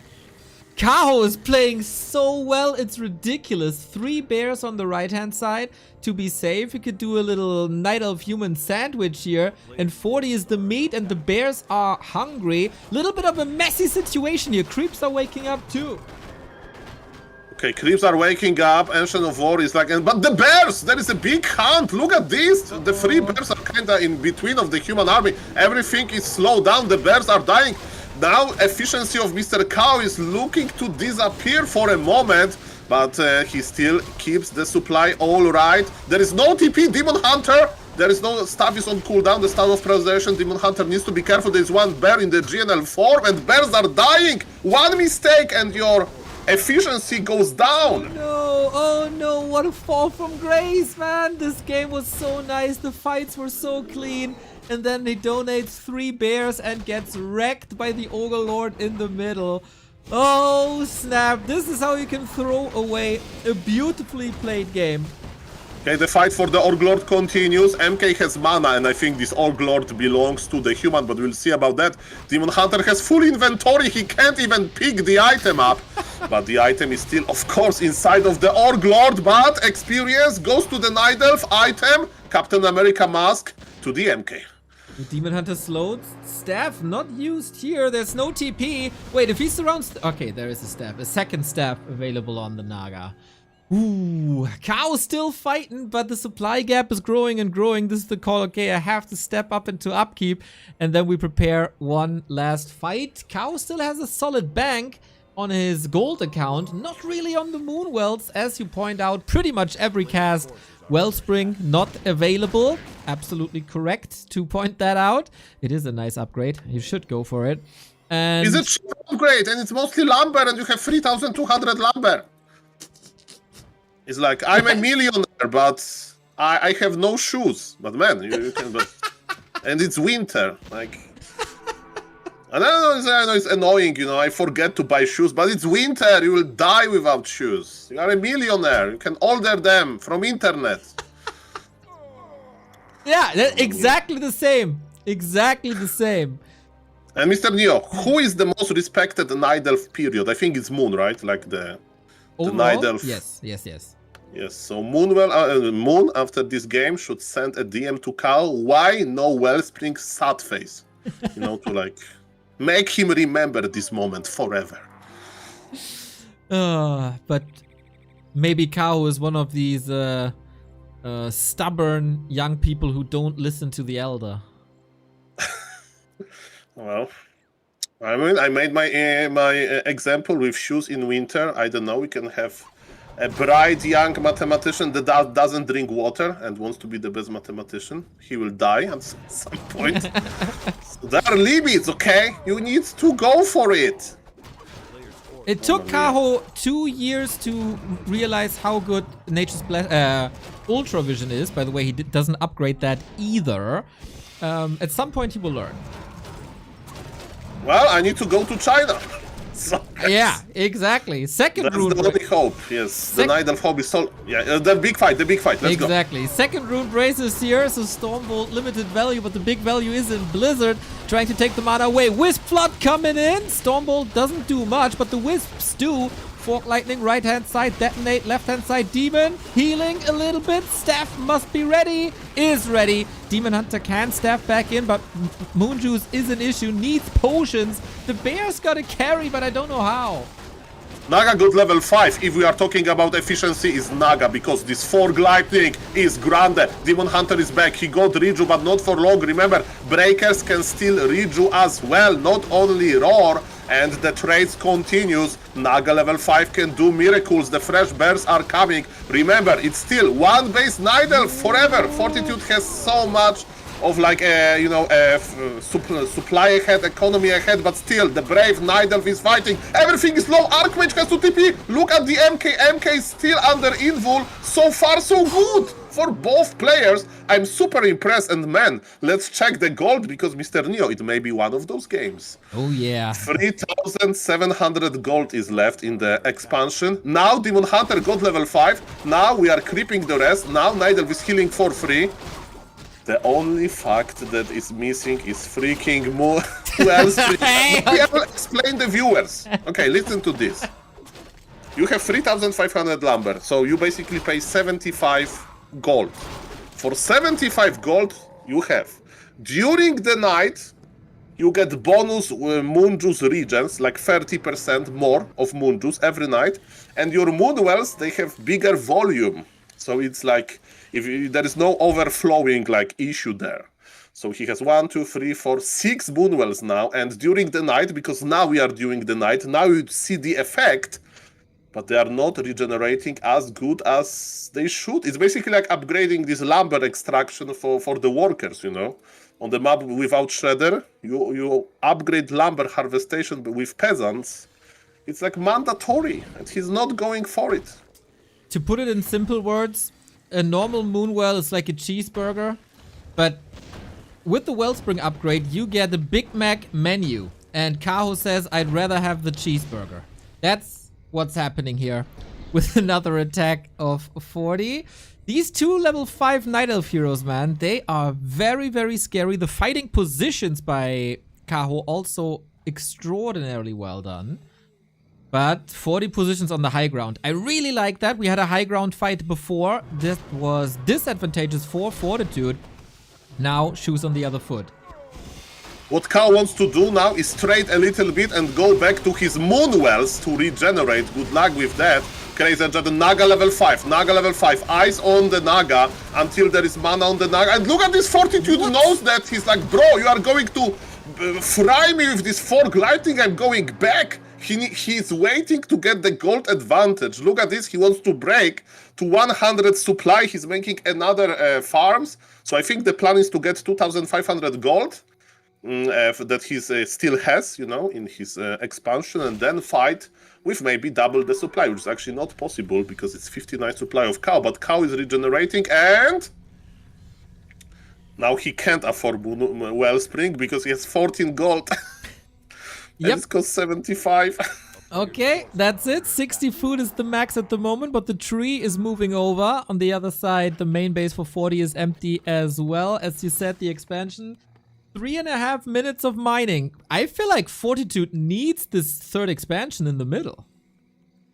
I mean, the plan of Fortitude, again, I think he's making farms, right? And he made those farms for a reason. I think he wants to just make 100 supply and push into the expo of cow, basically.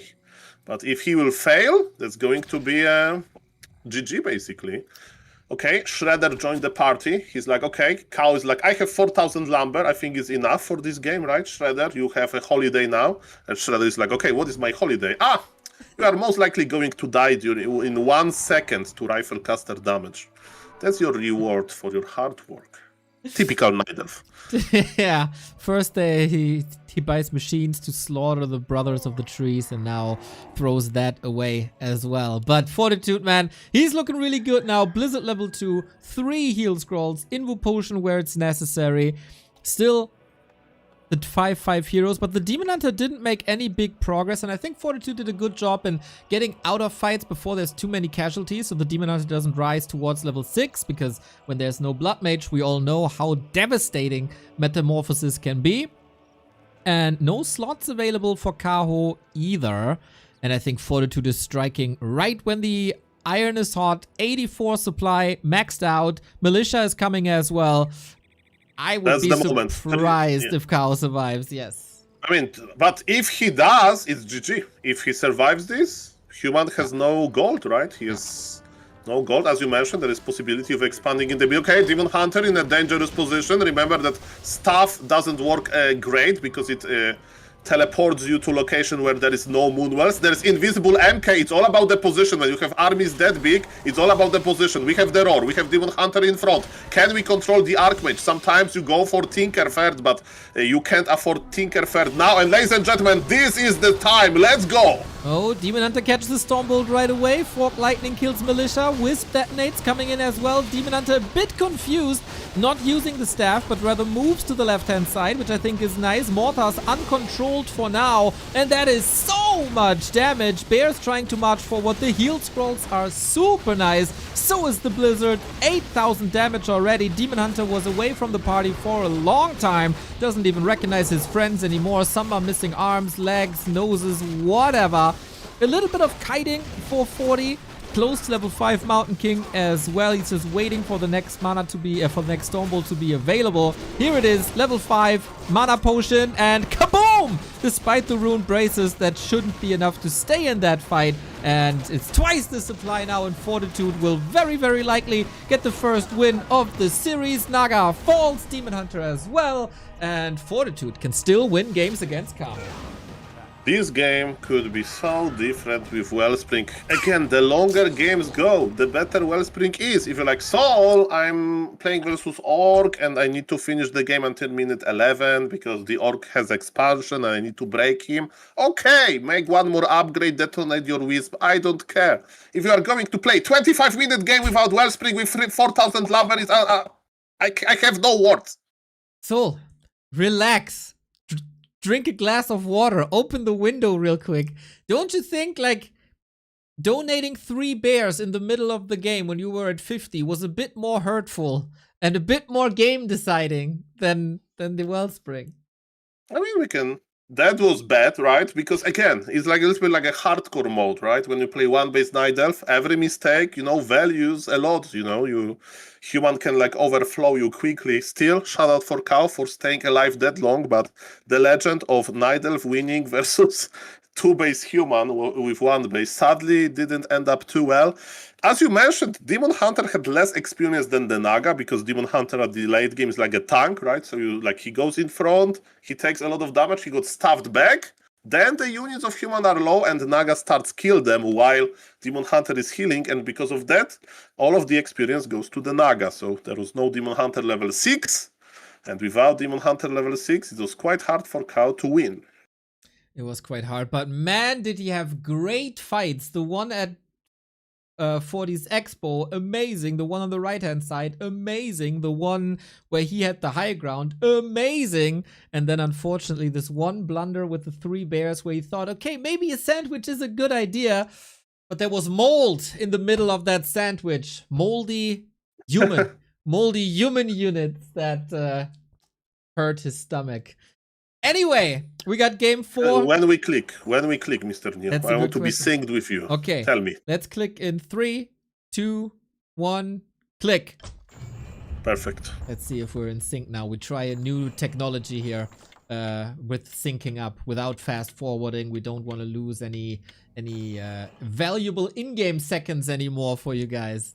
So I'm in game. We're on Last Refuge, and we'll see if this is the equalizer for Fortitude or if Kaho close ahead with 3-1. This is one of the best Kahos I have seen in a long time. With the asterisk that I didn't see the Red Apple Grand Final there. I guess he was pretty good as well. But so far, I'm very impressed with Kaho. Definitely, he's proving that he's a strong player. And I'm a little bit worried also about Fortitude. So yesterday I was scrolling Twitter, Mr. Neo. That's pretty rare for me, but I was scrolling. And I saw Mr. Stuvka, who we know is a saver of all of the information about Warcraft 3, because he's like tracking all of the tournaments, show matches, and with the amazing team of Warcraft 3 info and the Wikipedia, he's saving the results. Have you know that yesterday there was a 2-game show match between Focus and Fortitude, played on KK, so we didn't see it. And Fortitude lost 0-2. He needs help or balance patch. Yeah, I was surprised as well. Maybe there was an additional challenge that we don't know about, but good to see. He played Polar Rifle, and that was the challenge in one game. Maybe Focus played really well. We don't know because we don't have the replays. Let's sync real quick. I'm at 1 minute 27, 28. Perfect. The technology worked. There is Awesome. no need to sync. Well, you need to sync clicking the button, but then you don't need to Yes. sync in-game. Yeah. That's Exactly, and you just say 1, 2, 3 soul, and all syncing is gone, and that's perfect. very well researched, Mr. 8-Man. Very well researched. We have a Mountain King again. Some things don't change, and we stick with the Demon Hunter as well. I mean, it's interesting that you can, when you play MK, it's a little bit harder to creep the Mercant, right? But if you bolt this healer guy, you know, it's also quite alright. You can cycle red HP militia, because usually what elementals are doing the tanking, but mercs are important, as you can see, and that's what Fortitude is going for. In the meantime, let's see what Demon Hunter is going to do. He is going to harass directly. This is too big of a camp to ignore. It could be juicy. Wonder if we see some changes in the skill build, because we played without immolation in game 1. Now we're holding that skill for now. Let's see. Wisp in, a little bit of a detonate, and this looks like a juicy immolation. Yeah, and Kaho is not letting go of that opportunity. First kill, second kill, third kill, almost.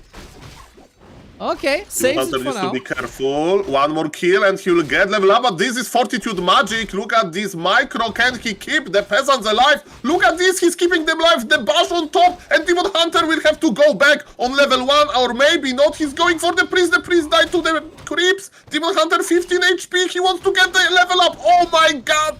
He survives. Kaho is crazy! What the hell? How does he have the guts to stay in this situation, man? This guy is so confident. He's going in again. He's mad. He is officially mad. So much damage done. Kaho feels like he's 10 feet tall right now and doing so much damage. You know those like check your ancestry kits, you know, like Yes. you. So when Kaho would do it, he would find out that he's like 15% related to Sonic. 15% Sonic, 50% Genghis Khan by how much murder he committed right here. And he's still hungry. He wants more. Yeah, Sonic is well known for those aggressive plays. The more red HP Baron Demon Hunter, the better. When Mr. Sonic really feels that he's playing good Warcraft. And Mr. Neo, look where that militia is going to the middle. It's Mr. Fortitude and Rage. Why militia is going to the middle? Is it like tower rush? Is it tower rushing? Where is the lumber mill? It's not an expansion, it's pure aggression. How are you reading this? Huh. Yeah, he's tower rushing. He's tower rushing. He's like, lost too many workers. I can't go to the late game versus this guy. Look what is happening. Okay, that doesn't seem too confident. We've seen some tower rushes in the past by Sock, by Starbuck. Sometimes it works, but with an MK, we'll see about that. Good for Fortitude, though, that this Huntress Hall is up for grabs and that the Moonwells are empty. Very few archers only. This actually might work. Oh, the shop is going up already, and the best part of having tier 2 is that if you are under pressure, you can buy healing potions. So what Kaho needs to do, he needs to be patient, right? I know the tower, singular, is going up, but there is time to get a second hero, like Panda. There is time to start healing, not from the Moonwells, but from the healing potions, and Kaho needs to be patient. I know that it looks shaky, but you know, it's like the first part is over, then it's quite fine. Yeah, Panda, second hero, bought from the tavern with the wisp that came from the left-hand side. Bit of immolation, and we double down on the fire with the breath.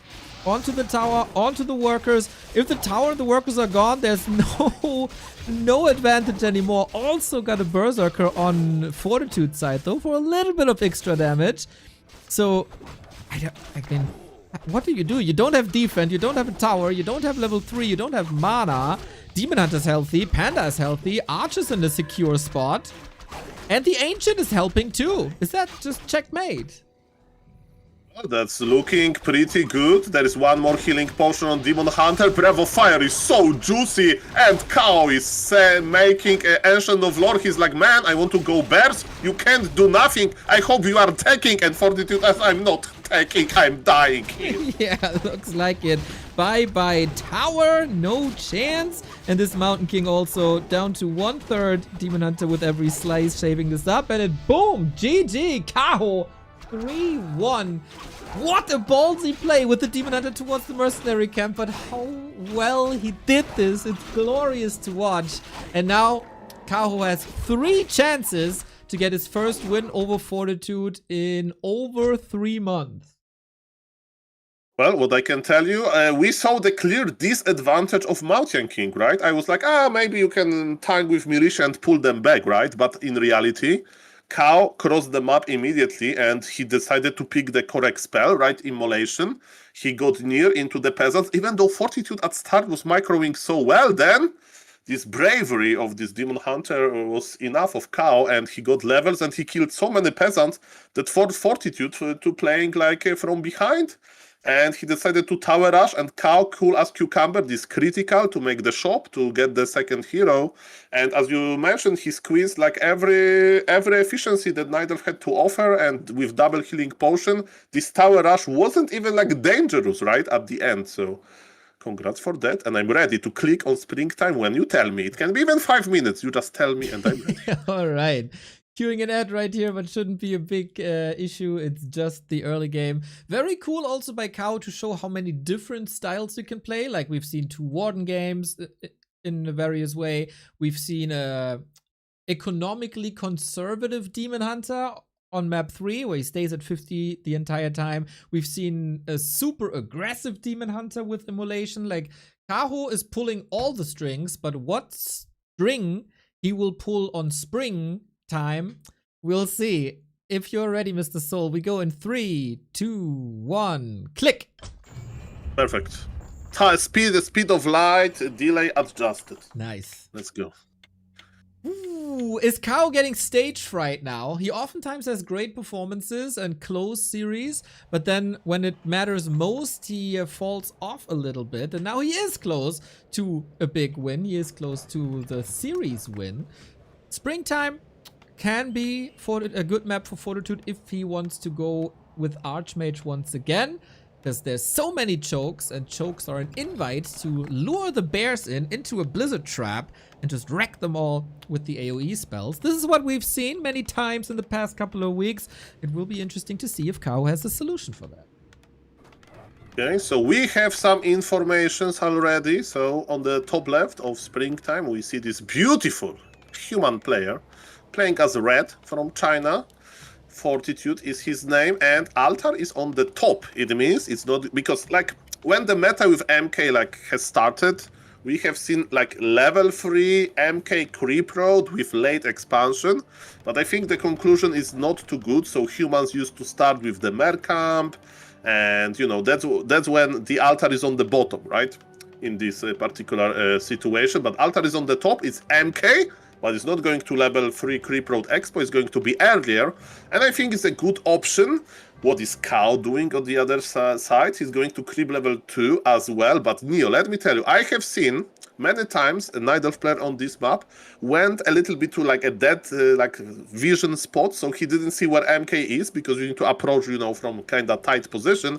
And bolt surrounds are quite present here, so Mr. Kaho needs to be extremely careful to not get forced to TP out immediately. Yeah, looks like a lot of aggression again, as you indicate here. Fast creep, early access to merc camps, and of course he's going towards the same lane as the Expo will be at the 11 o'clock position.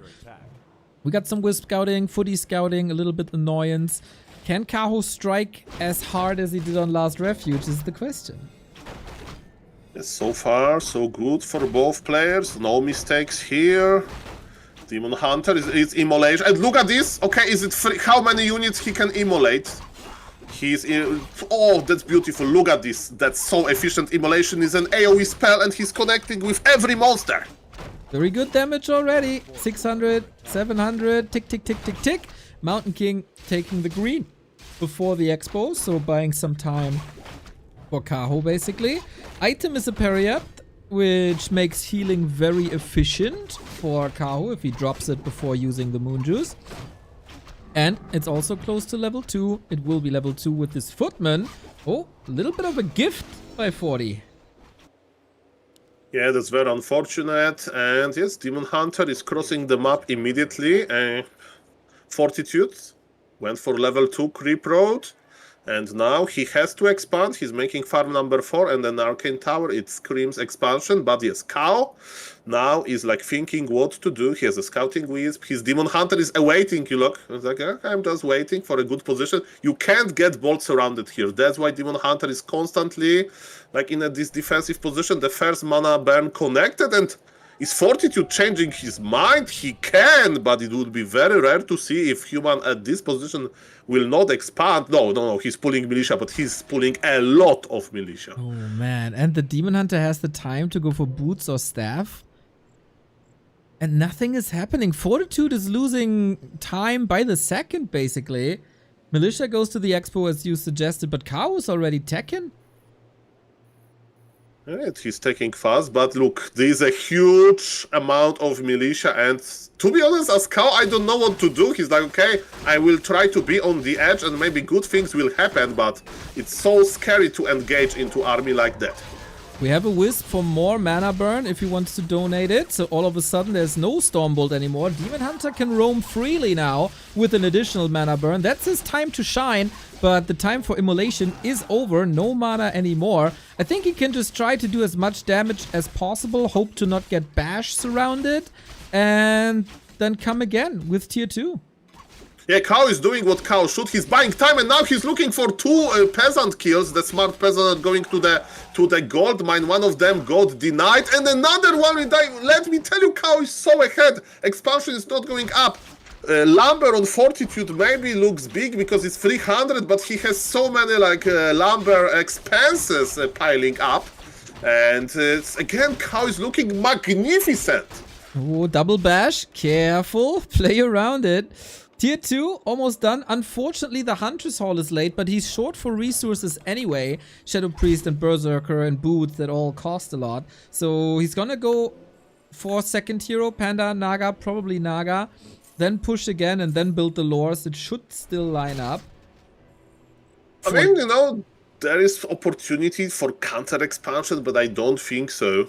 As you mentioned, it's probably going to be Naga pressure. There is even one archer hidden at the tavern for that very reason. Look at the Moon Juice. This Demon Hunter is full mana, full HP, and Mr. Neo Arcane Tower is going to be up, so it's not going to be a grande disaster, but Naga is here, and Naga means map control.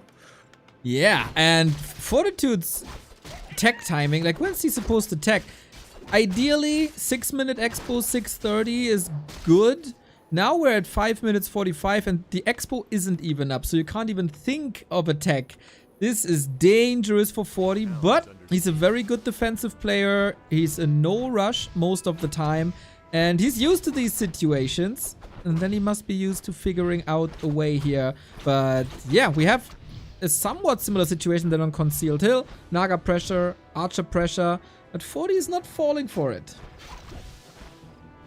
Well, the economic damage is very meaningful, but yes, Kaho knows his limitation as well. So as you can see, he's splitting his army, so the range army without mana can be exposed versus for Arcane Tower, right? And the rest of the army, which is heroes, they can't be exposed really, and that's why we have this weird dance. And MK is going for the Naga. Can he kill her? Counter blocked by the Shadow Priest, but blocked again. Needs to free her somehow. TP, or is he just letting her die? Maybe a deny. This goes on the cost of 2 footmen. Good experience for the Mountain King. Mana burnt, of course. Another militia call with which is another deny or delay for the tech. The Bash. The Ice Troll Berserker, he's super important. This prime DPS, he wanted to die to the creeps, but he didn't. It actually worries me even more than Naga dying. Not really, but this is super important, and Fortitude is getting a little bit back.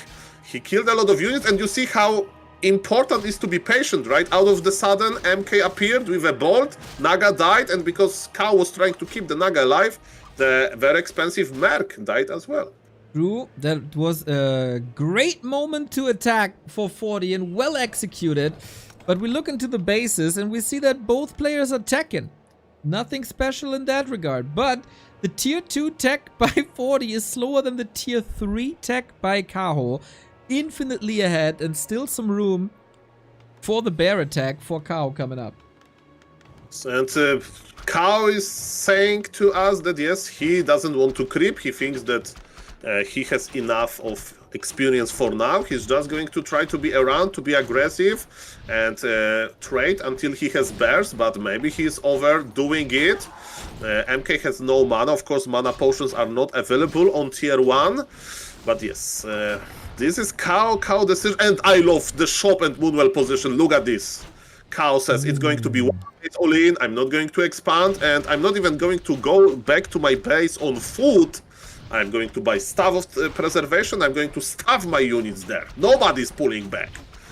Well, you love some building positions. I love Mr.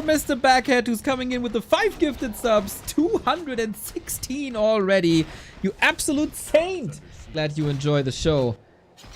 What, Yeah, shout out to Mr. Backhead. I'm a big fan as well, let me tell you that, and super nice guy, so shout out for you, and thank you for enjoying Warcraft 3. And what human players are not enjoying is this Demon Hunter. When you have a lot of footies, they die so quickly. And look at this, Kaho even brought the Ancient of War. This is so great. But look at this, the shop has been cancelled. That's so important. There is no orb, there is no stuff. Of course, the Moonwells are empty, but still, you need your orb. Yeah, 1 minute delay. That cost a lot of time. Nice little rogue footman squad took care of that. No guard tower here to do much against the Ancient. What worries me a lot is Kaho didn't get any experience in a long time. No level 2 mana burn, no fork lightning whatsoever. 40 is doing a great job in not giving Kaho anything. Yeah, but the Kaho decided to not creep, right, on purpose, so he just needs level 3 Demon Hunter, that's it, and, you know, Fork Lightning on level 1 is not that great, right, so if somebody tells me Soul is like Naga level 1, good enough, I would say yes, it's about the bears. As you can see, The bears are ready to morph. Demon Hunter is ready to mana burn, and the question is how much time Fortitude can buy before his expansion will die. As you can see, Ancient of War is on the job. As you can see, the shop is almost ready, and the bears are here. Like, look at this efficiency. He keeps one bear in the druid form in the middle like a healer. You know, he's like, I'm playing the healer spec. I'm not a bear. I'm druid of the claw. Call me like that. He's a care bear. He takes care of the others. And yeah, I like that a lot. And now the mana is empty and now he's morphing. This is, of course, a lot of repair.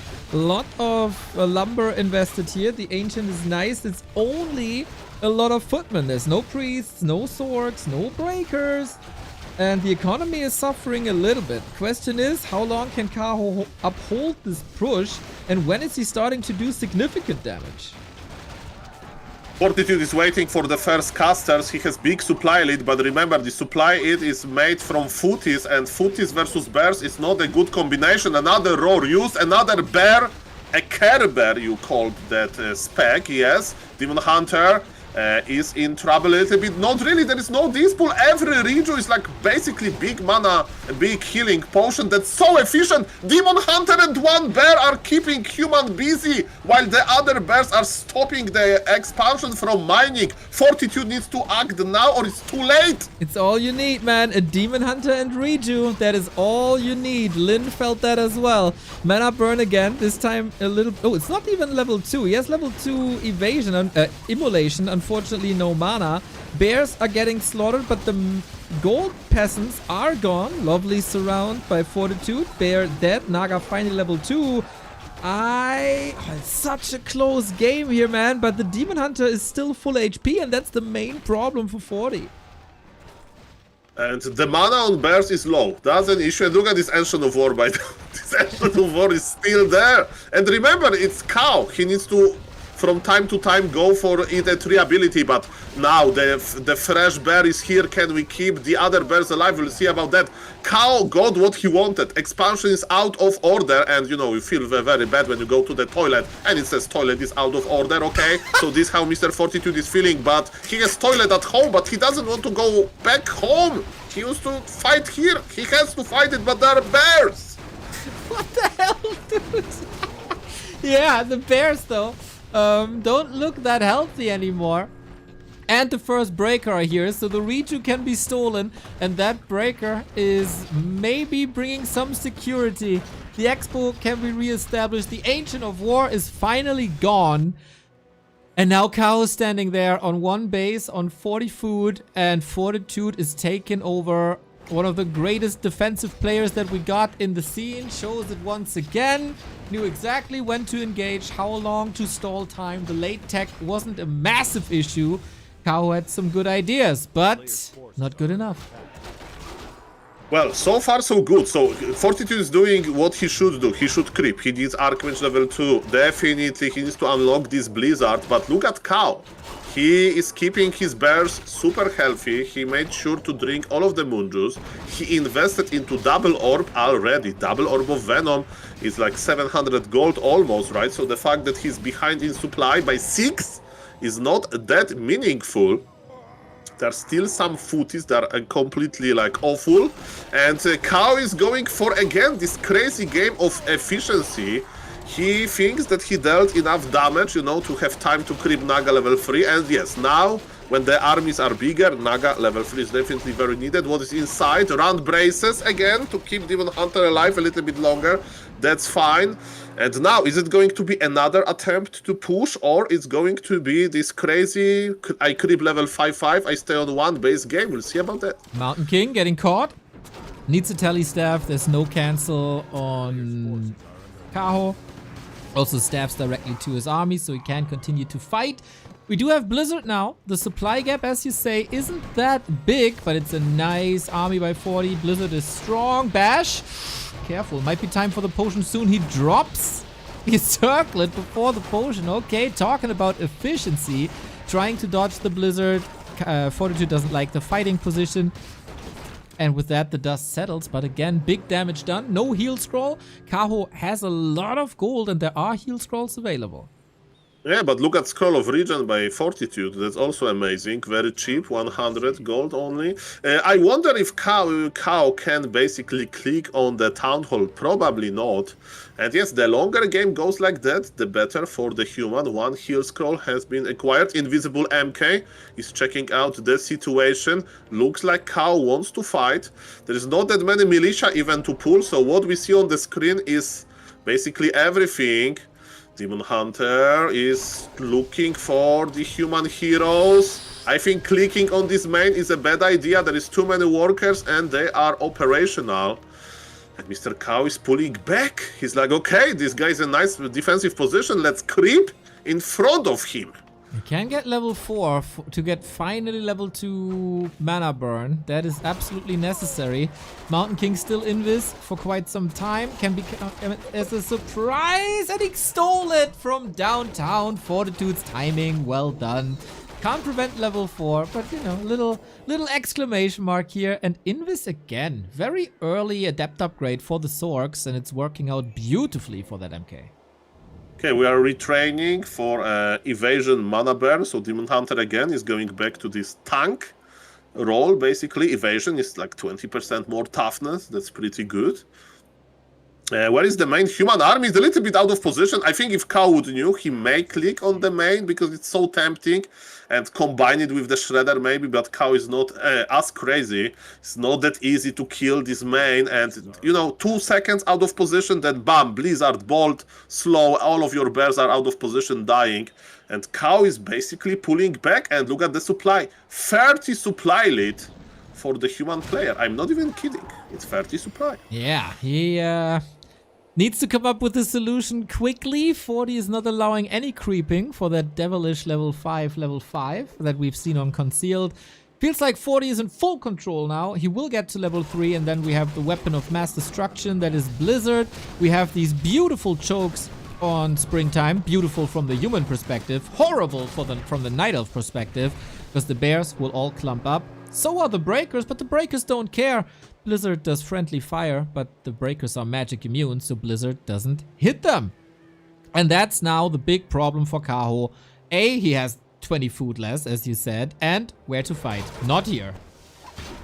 And the longer it goes, the worse, right? He's not longer getting sweet value on 50 supply. As you mentioned, there is mana burn level 2. That's why MK is a little bit, controlled here. I'm not even going to start my speech about Nature Blessing. Not Nature Wellspring. This is 1000 lumber and no Wellspring. I mean, some things you just can't change. It's like talking about weather in winter. It's very rarely sunny, but who knows? Ladies and gentlemen, big fight is here. Naga is exposed, and look at this Blizzard! It is the perfect solution, man. On Springtime, it's so hard to find a position where there's no choke. If this Archmage is left alone, he will almost destroy these bears by himself. New bears are coming in for some reju, but also very quick dispels. Excellently done by 40. There's one heal scroll against one heal scroll, and that should always be in favor of the human. Level 3 Archmage makes the Blizzard even worse. It feels like a little bit of a Hail Mary to go for that Archmage now, but the Demon Hunter is controlled well with the bashes. Mana burn, alright, but as long as the Archmage is safe, we should be fine. And that's a ripper! Demon Hunter falls. These bears are not looking good. They're all on a silver platter in here for this Archmage to take him home. 5,000 damage. The Mountain King survives on level 5. And that's the next kill here. 40 strikes back. And Kaho did not win this series yet. As we saw, a lot of squeezing by the Night Elf, but at the end of the day, if your opponent gets double the income or almost double the income, then there will be issues, right? Maybe Kaho should stop pressuring and start creeping more efficient, but in the end, it was too late. And I think in this particular case, Wellspring wouldn't be that important, but still, Kaho. We need to squeeze. He drops the circlet before using healing potions, and he doesn't go for Wellspring. Give me a break. Yeah, I mean, I can understand it to a degree. Once the one timing push as sharp as possible, but that didn't really work. It was similar to Concealed Hill. One ambush that ruined his game. That was the footies killing the shop plus everything that happened after. When on concealed, it was the one fight on the high ground with the bears being out of position. And that's how the cookie can crumble. Otherwise, a fine game by Kaho once again. We shouldn't forget this was Fortitude's loser's choice. This is where he was supposed to have an advantage. And the next map will be his map again, where he has an advantage, and still 2 chances to close it out. And I see the map name. It says Twisted Meadows, so that's going to be the ultimate Wellspring test. So on this map, games tend to go for like 30 minutes long, so I will be watching, okay? Well, we've also seen some tower pushes here recently. Starbuck versus Life comes to mind. Unfortunately, we don't have these epic battles too often. Fingers crossed that this game is one of them. Before we go into this game, though, a little bit of a call to action. If you guys have Amazon Prime, you can connect it to your Twitch account, and then you get 1 sub for free. Before it goes to waste, it takes you 2 clicks to make that work. It helps streamers a lot, especially Warcraft streamers in our small scene. You can give it to us. You can give it to Soul 8man, who delivers casts twice per day, at least, sometimes 4 times per day, it feels like. This guy is addicted and needs some support. And with Prime subs, you can help the most. Thank you, guys. And now, so we click on Twisted Meadows in 3, 2, 1, go. Ready. Very wise word, Mr. Neo. And yes, it's September. I had a few viewers that decided to sub for 6 months ahead because it's a nice promotion. It is, and saves you money. For 6-month subs, it's even 30% off. For everyone else, 25% off. That is still a lot of money. So the best time to support is now. And the best time to watch Warcraft is also now. Because you got Neo, you got Soul, you got Kaho, you got 40. And you got the best map of all time, which is obviously Twisted Meadows. Well, I have one question. Okay. Mr. Neo, have you ever traveled via Eurotunnel, that tunnel that connects France and England? No, I didn't. I know. Me neither. I'm a gamer, but some people did, and we are going to see a tunnel in this game that's going to connect the Night Elf base and the Mercamp. The tunnel goes straight through the middle, under this little sea, lake, whatever it is. And maybe another tunnel that you are talking about is this one right here. Ancient of War will eat through the way to the Mercamp, as you said. Always fascinating how these Night Elves find ways to improve their creeping. Okay, there's a big map, as you mentioned, and I have a warden in the altar, Mr. Neo. It's going to be exciting. And I recently published, like a few days ago, I published a YouTube video, and the title was Warden with Blink First. Because, ladies and gentlemen, this is one of the rare cases when playing Blink First makes sense. If you are going to creep the Mercamp, you know, sometimes you blink there, but you need to make Ancient of War on the other side, so I think it's not going to be Blink First, but still, I will enjoy the ride in the tunnel. Okay, yeah, what the soul means is, this was introduced by Moon at some point, you build the Ancient here, then you blink from here to here. That saves you like, I don't know, 20 seconds because you don't have to walk around. And you get level 2 from that camp anyway.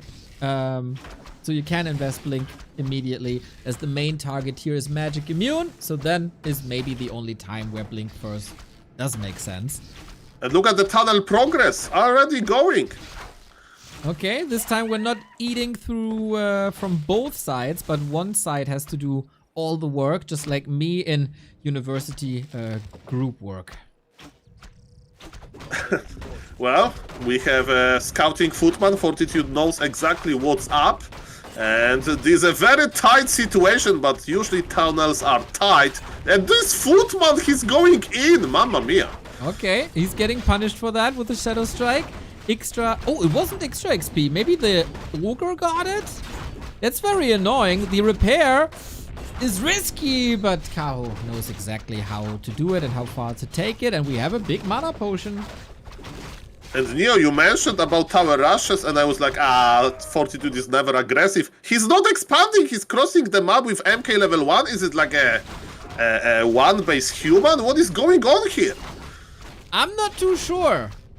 This doesn't seem too great, but we'll see about that. Shadow Strike versus Mountain King, not as efficient as the Mountain King is tanky anyway. Archers move to the side, creep still up. Feels like 40 might need some mercs here himself, but he gets the first one. Boom, and that's level 2 for him. Oh, the deny on the Footman class, but also the Shadow Priest. This is some high-level Warcraft here. And it's a pretty tight situation. Okay, I'm still impressed that Ancient of War is alive. And Kaho clicked first, the Forest Troll Berserker. Fortitude needs to run back, and he's still not taking. He's expanding, but it's going to be so late. That's so weird.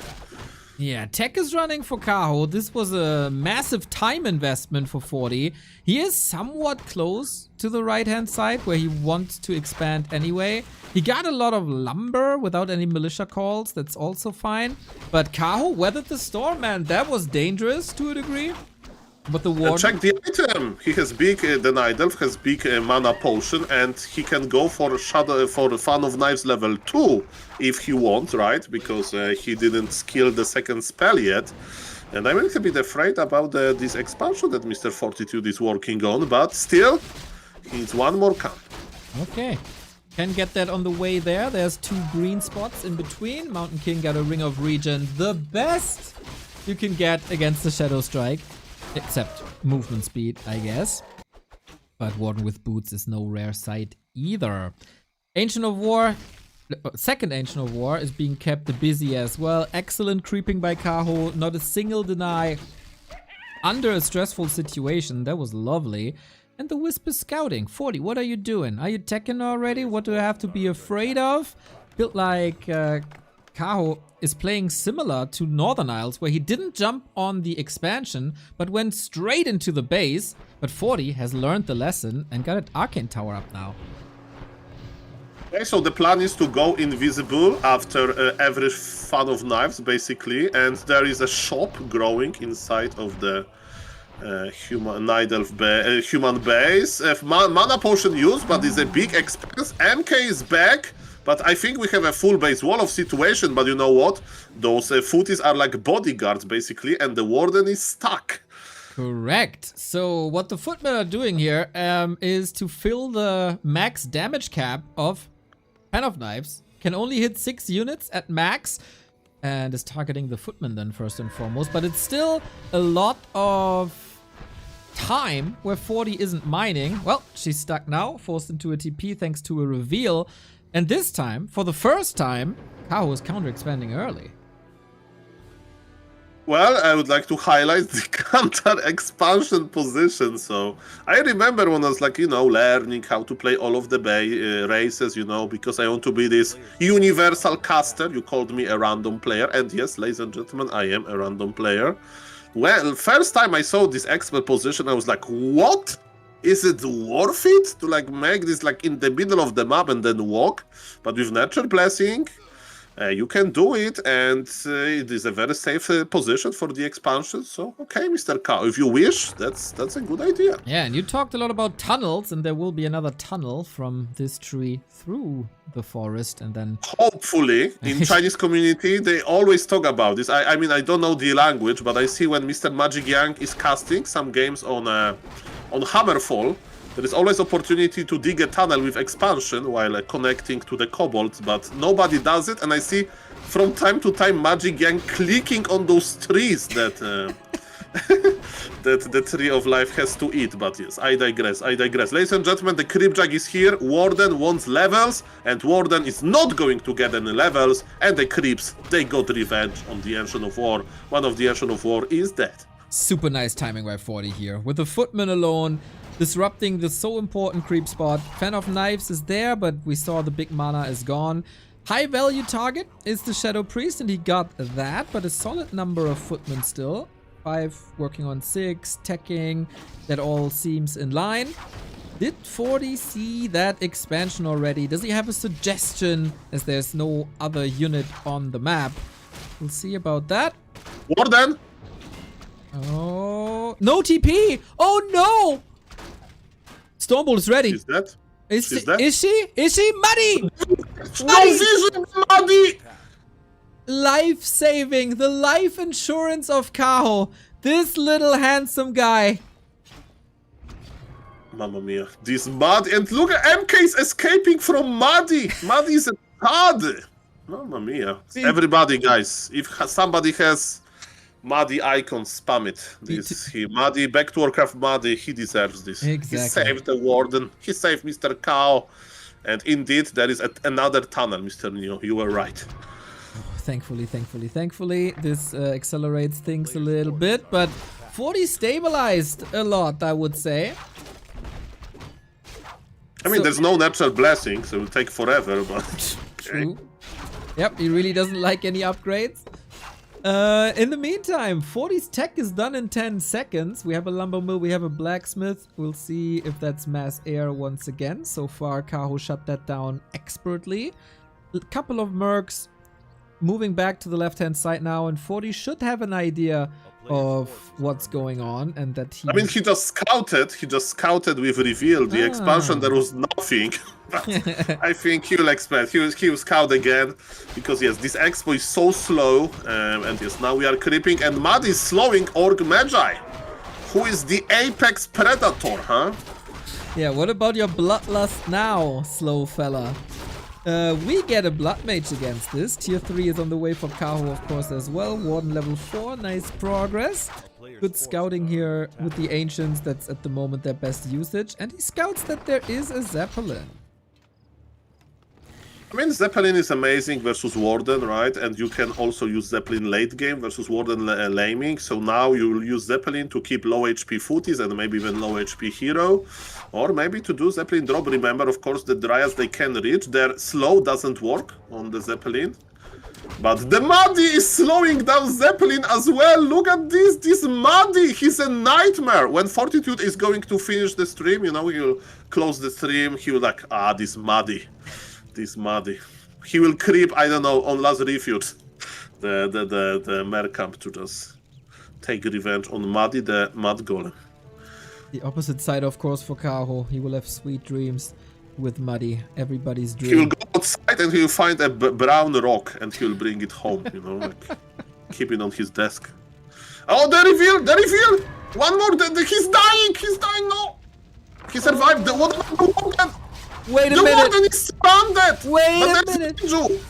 Oh, sick Riju, can she staff? Can she stay? What are you doing here? She's dead! Or is she? Is she?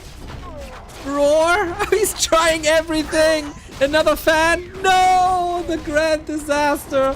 What the hell is going on in this game? Warden dead, and now the bears are all there by themselves! Muddy is finally getting punished by Fortitude. He gets his revenge. This was such a nice trap, but the Warden at the worst possible place, at the worst possible time.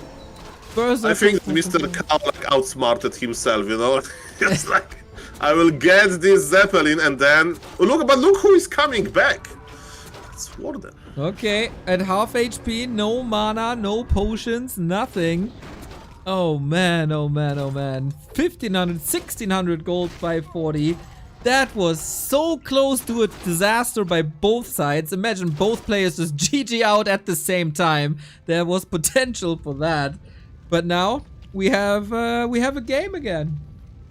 I mean, the good part for the Night Elf is that he is on double base and it's a pretty comfortable position when you have this. But Fortitude will start his dance between laming and creeping. As you can see, he has 2 workshops in his main base.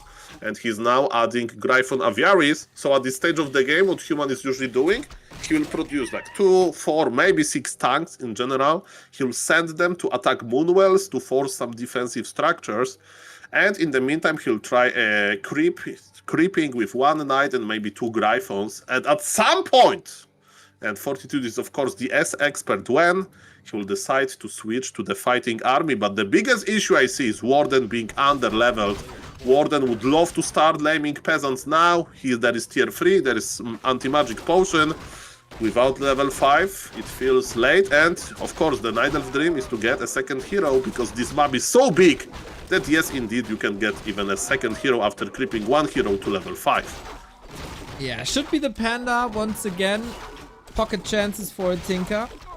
We'll see what Kaho is going for. He is one among the pro players, I think, the biggest fan of the Tinker. But yeah, Panda still has some place in the meta. Then how else would you prepare?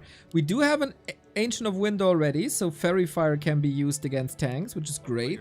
Ancients of War would be nice, and we see that at the expo. That's also great. Will all of that appear in time, is the question.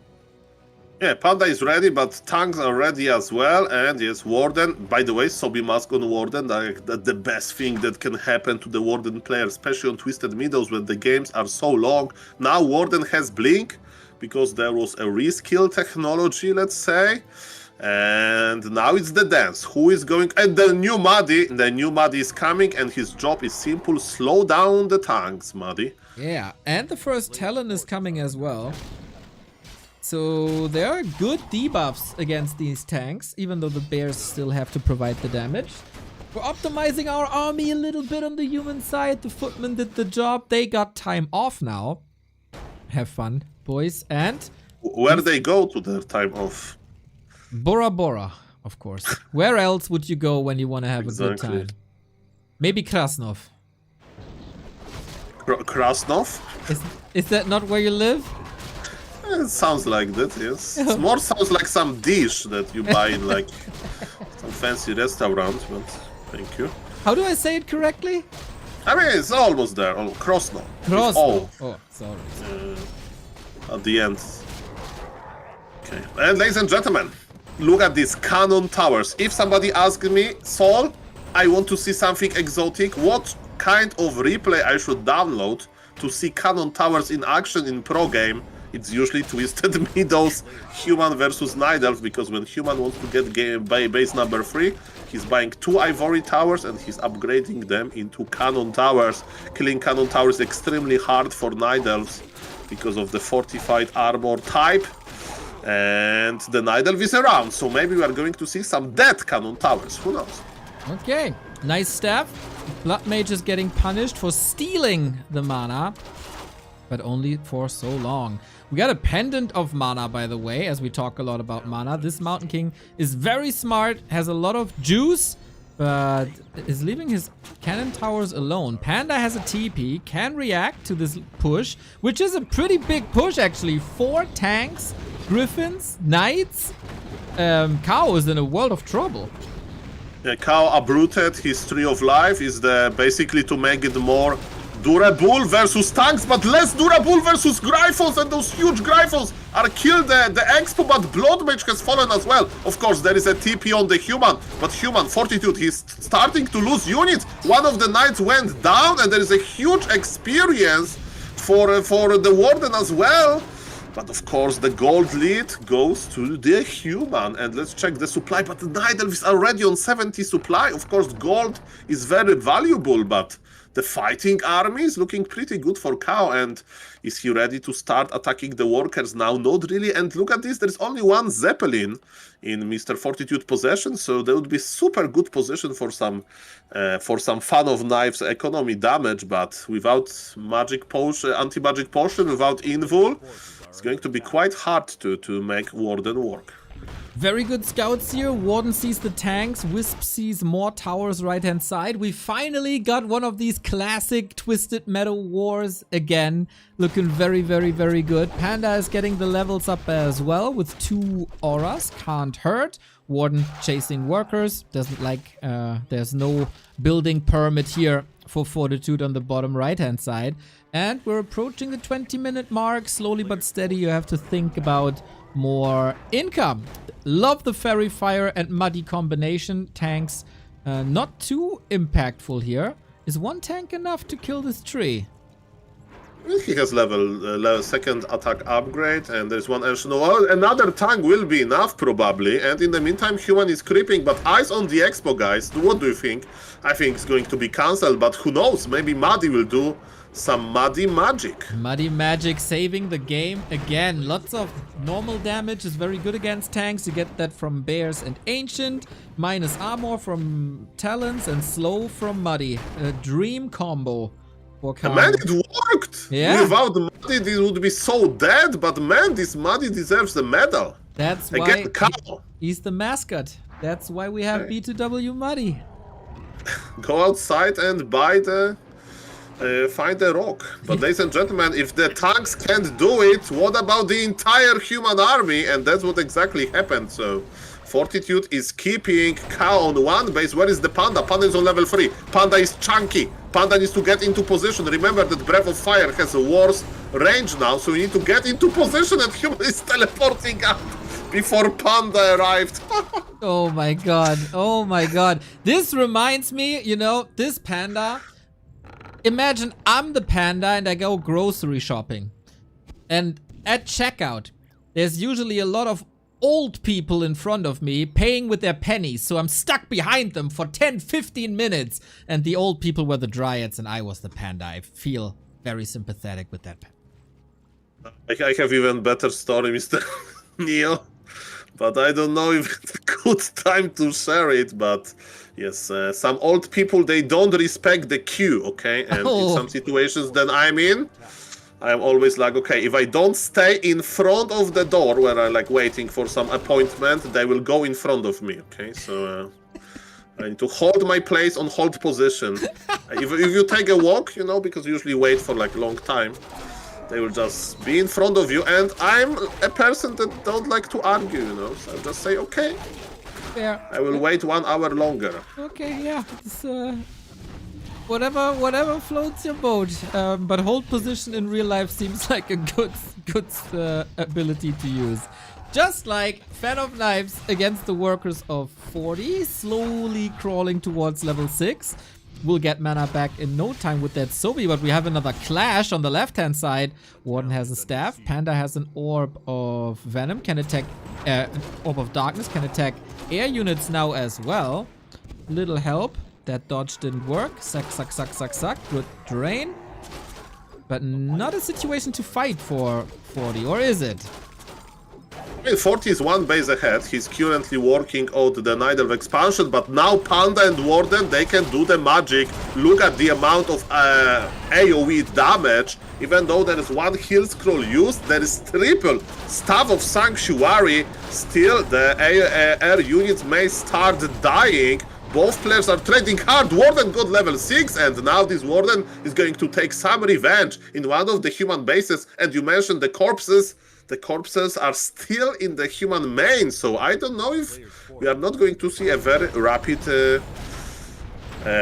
use case for the Warden ultimate, because you may say, yes, it's good in fights, but it's also very good to like stop the expansions from mining or even main bases, because if there is any peasants there, they will be transmuted into the spirit of vengeance. By the way, last comment from me for now. On the bottom, look at this, Muddy and the Bear. They did good job. Expo survived. Expo survived indeed. And I want to point out Kaho's scouting. He used the skeletons from the Orb of Darkness really well, scouting the upper right-hand side. Bottom right is constantly checked by a Wisp. So whenever 40 is doing something, Kaho should see it. He just missed them, I think. Fan of Knives, Stormbolt. We're creeping on the left-hand side. Panda close to 5. That's where he really gets dangerous. Everybody's game still. If Kaho scouts the new expansion attempt, he must have a feeling as the main bases will be dry soon. I mean, you need to constantly scout for it, right? Twisted Meat is a huge map with so many expansion spots, but it goes for both players, right? And yes, nice defensive position for Kaho. He's actually going for defensive spirit avatar of vengeance. And Muddy and the Rogue and the Bear, be careful, because the human is approaching you. How many Dryads we got? 8, soon to be 9. Muddy might bite the dust here. That's not too great. Warden blinking in, trying to distract. The Blood Mage, holla, might need a staff. Oh, no, the Holy Light, way better to stay in that fight. Stormbolt, Siphon combo. Panda can't really do too much just yet. Only Drunken Haze. Where's the Breath of Fire? Holding, trying to get the level for level 5. That's level 3 now. He's a bit lost, though. This fight is messy. Yeah, Night Elf is out of mana, and human has supply lead, and this supply lead is actually meaningful. If there is no mana, but look at the Spirits of Vengeance, they are ready and they have piercing damage. So all things considered, decent fight. For Kaho, he secured his expo, but speaking of the expansions, as you mentioned, in the north, we have 2 towers, but they are not cannon towers, even though Fortitude has 2,400 lumber and 1 arcane tower we can kill no issue. Ladies and gentlemen, we are witnessing a best human in the world making his expo with 2 workers, which is pretty rare to see. He's sending more, he knows how cringe it is to power build with 2 workers. He's sending more because he has high hopes about this base. Yeah, it's just the Mr. Winner invention that we've seen in the Weekly Cup, I think. So everybody wants to be like Mr. Oh no, it wasn't Fountain of Mana League versus Qbert. This is just the new way. Mr. Winner will influence everybody again. Mr. Winner.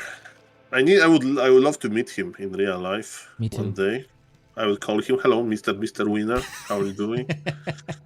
And then he would say, who are you? He knows you, of course. Come on. Really? I don't think so. We need a meeting of Mr. Winner and Mr. Backhead. That's very true. Very true. They can have this like a VIP lounge, you know? And only people called Mister can be there.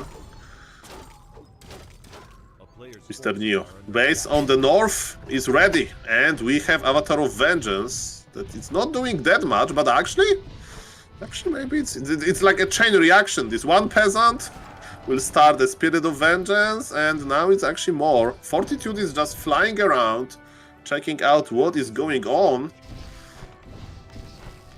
How is the mana? Panda is full of mana. The same for Warden. Heal scrolls on the human are not that present. Fortitude is not rich. He's not mining from his main base. So basically it's a 1 base versus 2 base again. Yeah, and it's only 2 minutes for the expo right-hand side. Kaho might have some chances here.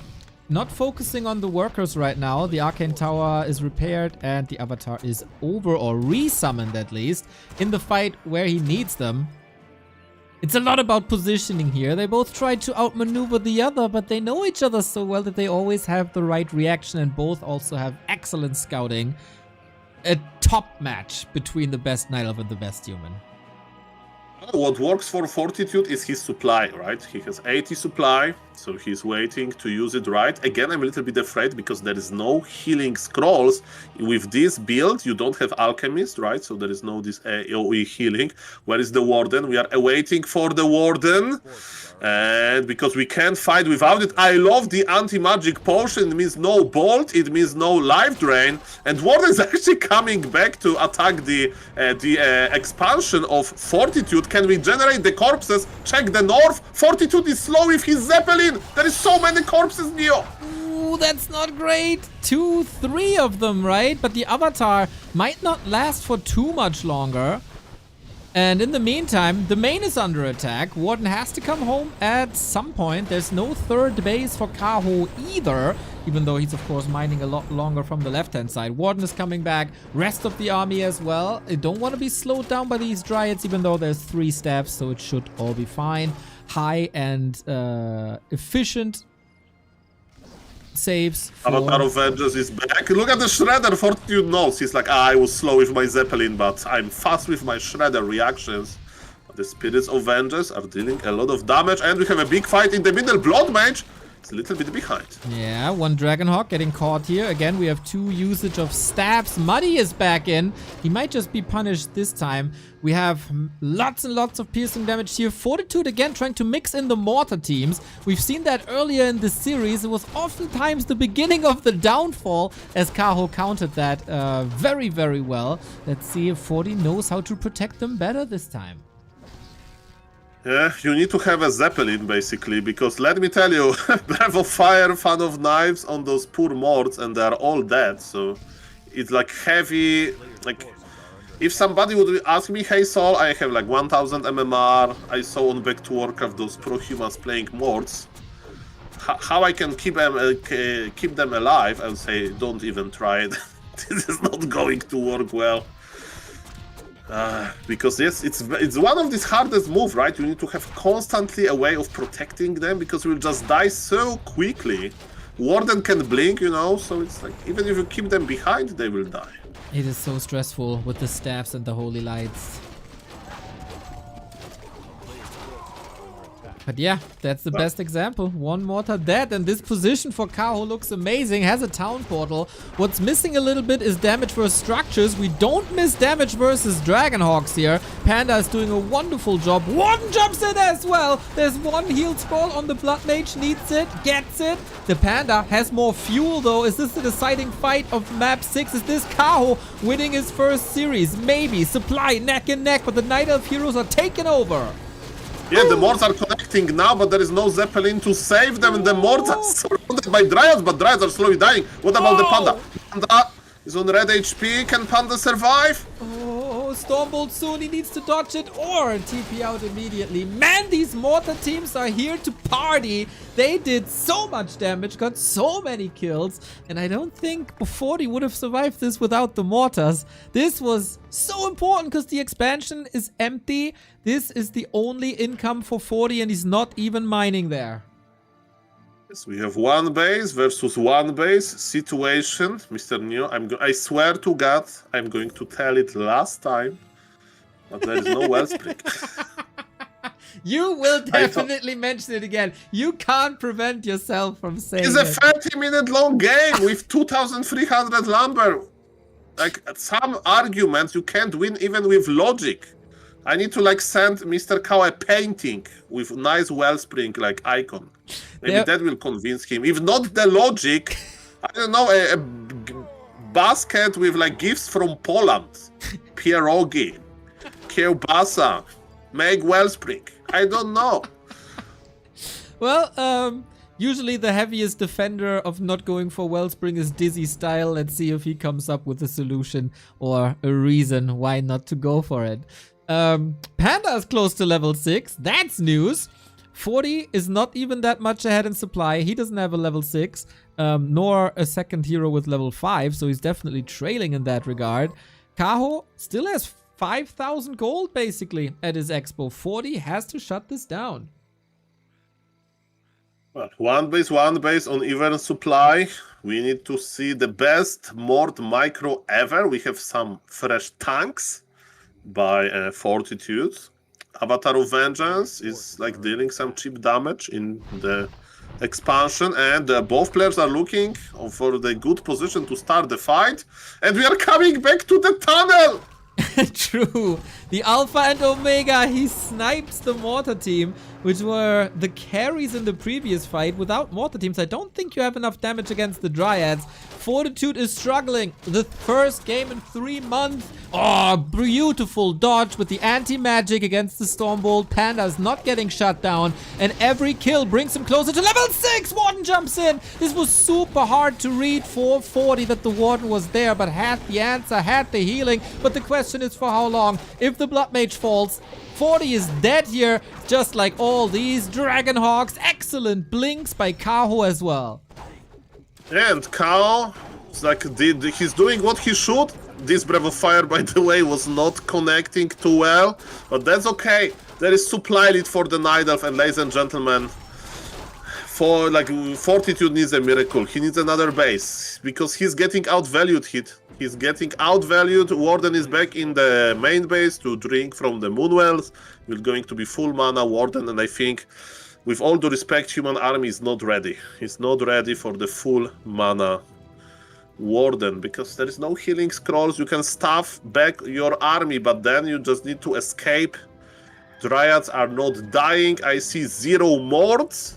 There is 1 tank left, but Fortitude will try again, and as he should, but I'm just telling you guys, he needs some crazy micro move. Maybe Bolt into the Warden. Things are not working, man. The expansion is shut down by the Avatar. The tank push was shut down by 2 bears and a lot of repair. 40 is running out of options. 40 is running out of ideas. 40 is getting run away by these hero levels of Kaho, even though I still miss the Earth, Storm, and Fire that I would love to see. Panda might need some help here. Another beautiful dodge with the anti-magic. It is just glorious to see. And now Kaho just has to clean this up if 40 doesn't have the fight of a millennium. It's a good position for the Night Elf, definitely, but as you mentioned, he needs to be constantly aware. And this Siphon connects. Actually, look at the Panda, even Bash on top of that. Panda has 0 mana, maybe that's the start of comeback, but no, Fortitude is just running back, he's trying to be giga efficient with his stuffs, but man, this Panda just goes back to the main base, and maybe it's now the moment when this Panda will look at the empty Moonwells, will think, oh, maybe Wellspring is a good idea. No, no, no. He will not think that. He has no gold for that. Needs more drinks from the shop, not from the wells. Warden blinking in, at least faking that. Disjoints the Stormbolt, so all that mana goes to waste. The Avatar does what the Avatar does best, and that's harassing the expansion in the north. And this Mountain King is all by himself. Needs another staff, and there it is. Fortitude is trying, man, but he's not getting any closer to a victory.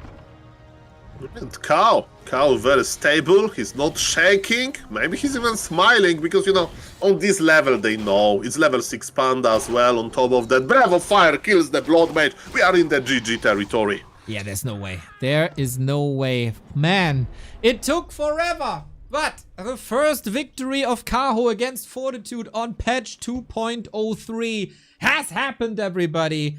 Patch history was written here together by me, you, and Soul 8 Man. Yes, thank you for this opportunity, Mr. Neo. That's a perfectly timed by the players, because I need to go now.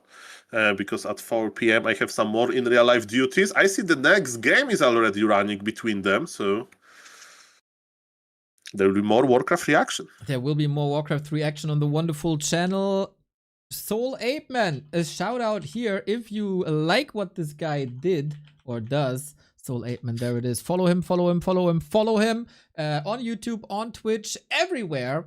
Daily content, TikToks, videos, guides, highlight games. Wellspring analysis. Wellspring analysis, exactly. Everything you can think of here at Soul 8 Man. Thank you very much for joining, man. You once again made this series a little better than it already was. Yeah, thank you for the kind words. Thank you, entire Warcraft 3 community, for watching Warcraft 3. And yes, I'm going to spend some time in real life now. What Mr. Neo said is all true. And amazing Warcraft 3 action is coming. Enjoy, guys. And man, this cow is pretty good. Thank you, and bye-bye. Take care. Poor Soul 8 Man. Imagine you have this series running and you have to go for in real life now. In real life, nobody likes that. But god damn, is Kaho good! Kaho is so good! When this guy is on fire, extraordinary. The micro is extraordinary. Like, everything is like super good, obviously, and everything is clicking today. But these fights are just gorgeous. I'm in awe. I'm in awe. Oh, man. What a game. What a series. We got the Kaho win already, but it's play all 7. So we're gonna show all 7 maps, of course, here on Back to Warcraft. Follow us as well, by the way, if you haven't. We cracked 135,000 followers here on Twitch, which is still not enough. And we're getting somewhat closer to the 100k on YouTube, where I will finally get my play button award. But it's also not fast enough progress. Click these buttons. And also like Farlock, the Prime buttons. Thank you for the 12 month, mate. Thank you, thank you, thank you, thank you. Alright, let's see. Would be funny if 40 is just going 3 peasant tower pushing now because he's fed up. I am very impressed. 3 Warden wins by Kaho. Very cool rhythm with her as well. I was, and I'm not ashamed to say it, and I had enough evidence to back this up as well. I was very convinced that the Warden Panda combo doesn't necessarily work anymore. Because you get out-healed by an Alchemist, but this series has shown that it's still possible if you keep the Alchemist low enough while leveling yourself. And yeah, I'm very impressed. I'm just front to back very impressed by Kaho series here today. And what started with a Warden will also end with a Warden, as this is the last game of this best of 7. Very happy. Man, I thought we're not getting any pro Warcraft here today, and then all of a sudden, Stufka is gracing us with the news of this show match. And then these players are delivering big time. Time for the Night Elves to rejoice a little bit. Someone let Mr. Razormoon know that this was happening today. Maybe he's gonna reinstall them. It's about time to bring the action back to the enemy.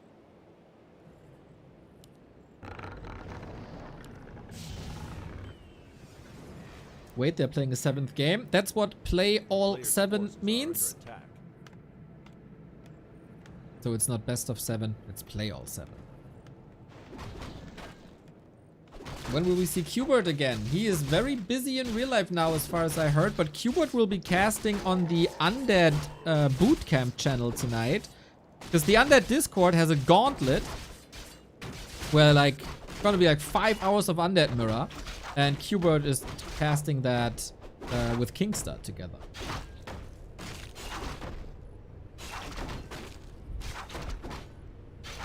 And I'll be playing that. So, yeah. That'll be fun. Hey Fleur, what's up?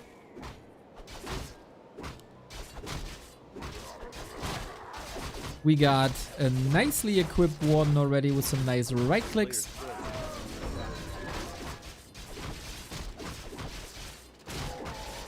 Opening up with... Wow, it's weird to shift from dual cast to single cast all of a sudden. 10 of Knives again with Blink. And 40 is trying to expo here, huh? Check again. Very aggressive 40. I feel like Kaho got his objective already. He did so well already. A player's forces are under attack.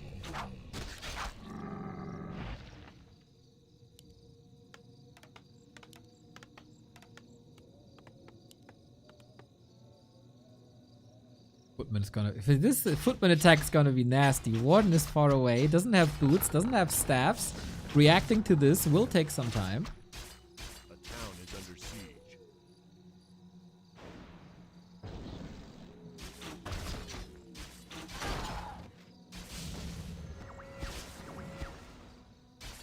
And this is pretty much Mountain King domination at the moment. But Warden is killing units here as well. Slows down the expo progress significantly.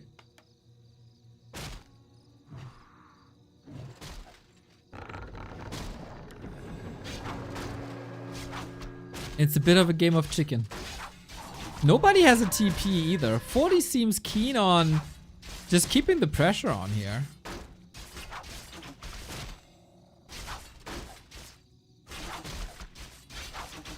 Wait. Oh, this looks like a destined situation for a bash to ruin the game. To ruin the victory lap. But okay. Things saved. Whew, this expo took some time. Lumber is a little low. Should still be enough for a 6-minute tech, I think. Hunter's Hall wasn't touched either, so that's fine.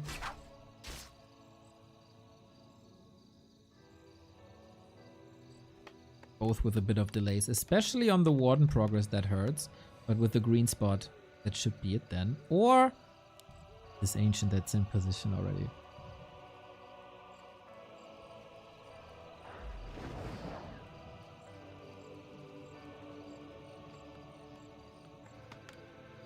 A player's forces are under attack.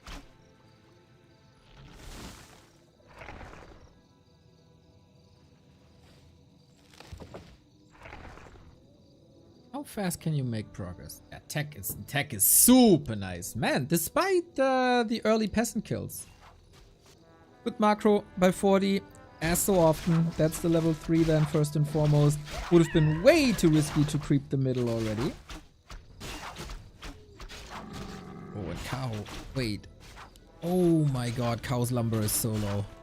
This footy Mountain King attack really paying dividends now. With lumber wisps low, with lumber in general low. It's a rather late level 3 and we have no Shadow Strike. Yeah, this looks a little rough. Little bit of redemption for 40 as the Archer falls.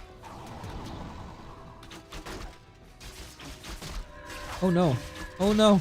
Mountain King or Warden. Someone has to die here. Ah, lame. Everybody alive. But the regen scrolls, man. Humans got really, really good at getting maximum value off of regen scrolls. And all that time that he's using to prepare this creep, like, he can't really. There's 2 archers left. This will take a long time. And the tech hasn't started yet.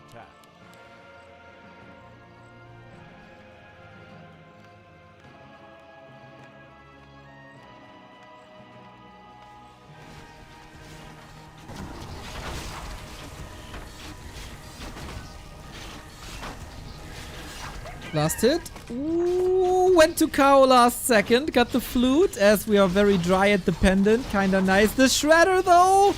Oh no, no, no, no, no, no, not good. Stormbolt to the face. No Zeppelin here. Mountain King is the bouncer. And the Warden must fall. Oh my god, Shredder and Warden? That's way too much damage. Through the forest, long range, 40 stomping on Kaho for the end of the series. All the wrath that was built up during the Twisted Meadows game unleashed in a hell of a creepjack. Jesus. That was gnarly. Gnarly revenge by 40. 7 minutes just quickly showing him who's boss here. So at least he gets the 4-3. So another series that ends 4-3 between them. The last 2 series now are 4-3, 440, and then this one 4-3 for Kaho. So basically, in a best of 14, it's 7-7.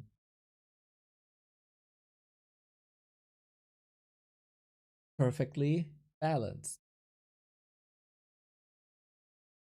I got the range is imba. Nah, range is very misleading because range only matters to connect.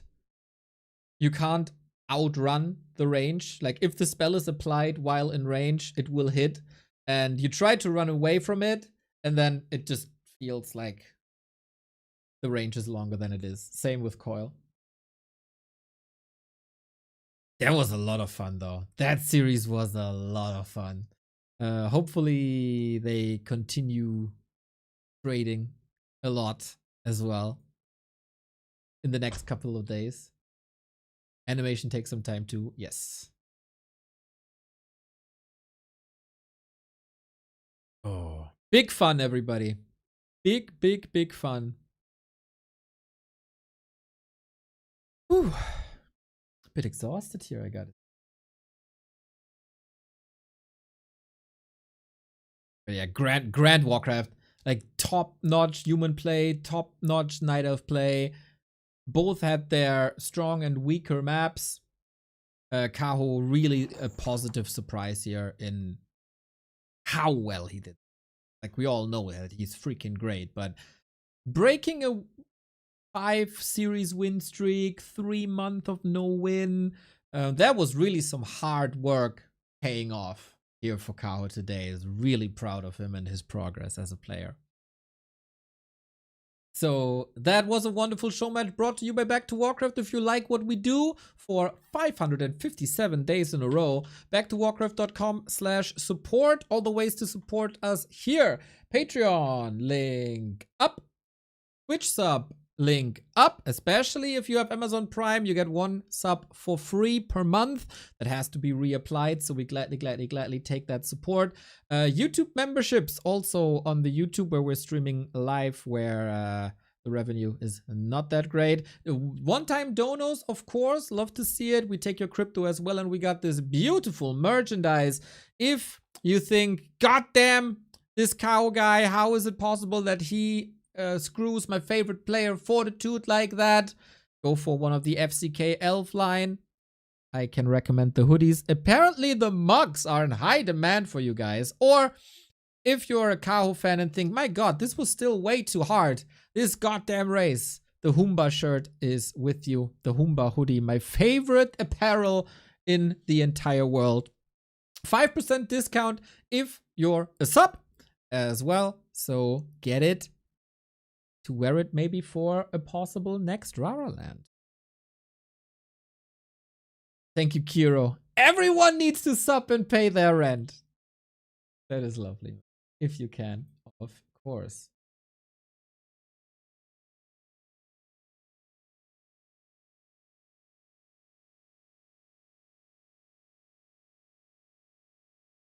Merge boosts win rate versus Night Elf for sure, says Vesti. Yeah, it's scientifically proven by Vesti as well. So, as I somewhat announced yesterday and earlier today already, this was a little bit of a shorter stream because, I mean, I'm still waiting a little bit if there's any new show matches coming up, but I kind of don't think so because this evening will be a longer stream. I'll be casting Sharky Hero next door. Thank you for the prime. I'll be casting Sharky vs. Poncho in Fountain of Mana at 6 p.m. sharp. I'll participate in the Undead Mirror Gauntlet from like 7:15 on, more or less. And I have a Fountain of Mana game as well against our dear sub Ding Dang Dong. And then we have some replays to cast from the Fountain of Mana League as well. So for once, the focus here today, not on the afternoon, but rather in the evening. But before we go, I want to watch a video with you guys that is, I don't want to say a little bit viral in the Starcraft scene, but it was created for the Starcraft scene. And there's some cool moments in that video that do apply to Warcraft as well. The video is created by a guy called Ian, and it's called How One Obsession Destroyed a Game. And I think there's a lesson to be learned here from Ian and the Starcraft scene. So, guys, let's watch it together. Ian, How One Obsession Destroyed a Game.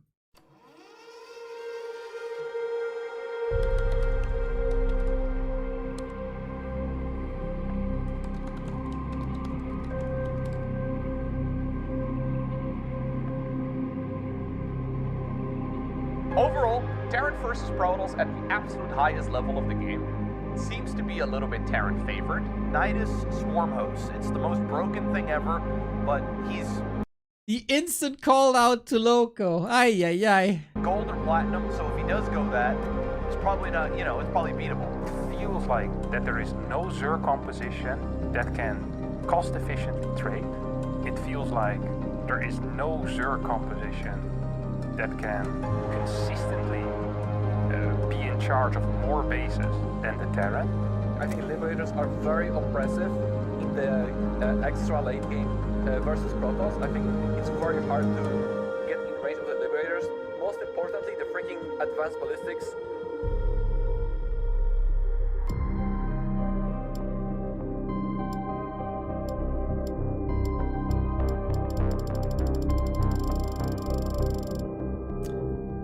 If we had more content creators, you could do this very same thing for Warcraft as well.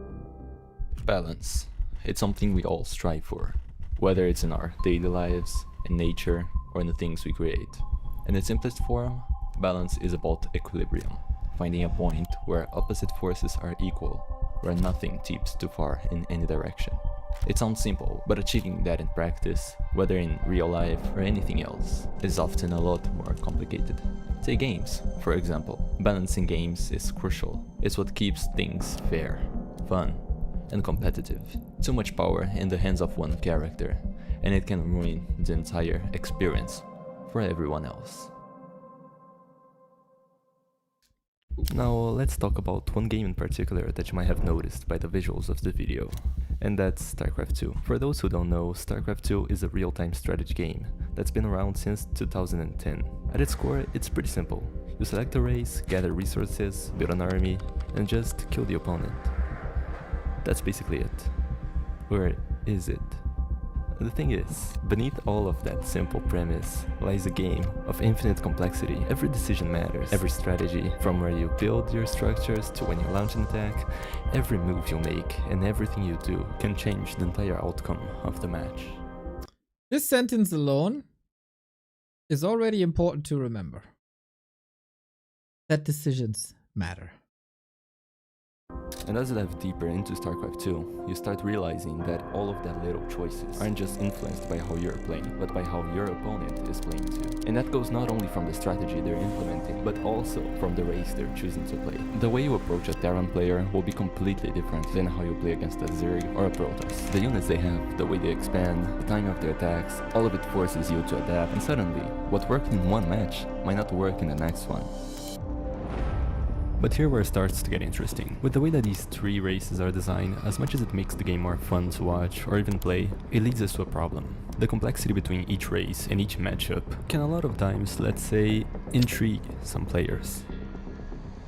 Feels familiar? Imagine this. You're playing Protoss. You spent the last several minutes constructing a powerful, high-tech army. Colossi, Immortals, Archons. It is an intimidating force, but it's also slow. Every step forward feels intentional, calculated. But then, out of nowhere, a swarm of Zerg units catches you unprepared, and your army, caught in a bad position, melts away before you even have the time to react. It's not just frustrating, it feels unfair. Like, what do you even do? That is, of course, a lot more extreme in StarCraft than it is in Warcraft, but, you know, let's say if your timing gets delayed, it can be a very... Like, let's say you want to go for a destroyer push, but you're a little bit late and all of a sudden there's 5 towers that weren't there 10 seconds ago. Game is so shit, bro. This game is so shit. Now let's flip the scenario. And you're the Zerg player. You've been constantly attacking the Protoss, trying to find a weakness in his playstyle, attacking in multiple angles, harassing with your units, just trying to get his attention away so you can strike with everything you've got. And so you do it. You don't expect him to have much to defend. He's been on a low economy for the entire game. There's no way he'll be able to hold your push. You're screwed, man.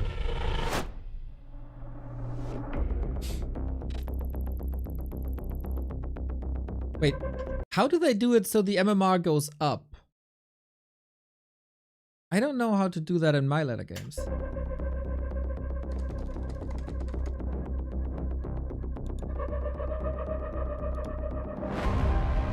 take a look at many patch notes, you'll see that the changes are almost always very subtle and minor, just altering one number or another. Sometimes there are big changes like It's so mean, man. Exposing the biased StarCraft 2 Balance Council. Feels like it probably... I don't really know how the Balance Council worked, but it was probably unpaid people who gave opinions, right? Exposing the biased Balance Council. That feels very clickbaity and a bit malicious, but maybe I just don't have enough info on it. But as someone who is on the receiving end of similar Reddit threads, I feel for the Balance Council. and minor, just altering one number or another. Sometimes there are big changes like altogether. That's because StarCraft 2 balance is prioritized for high-level players.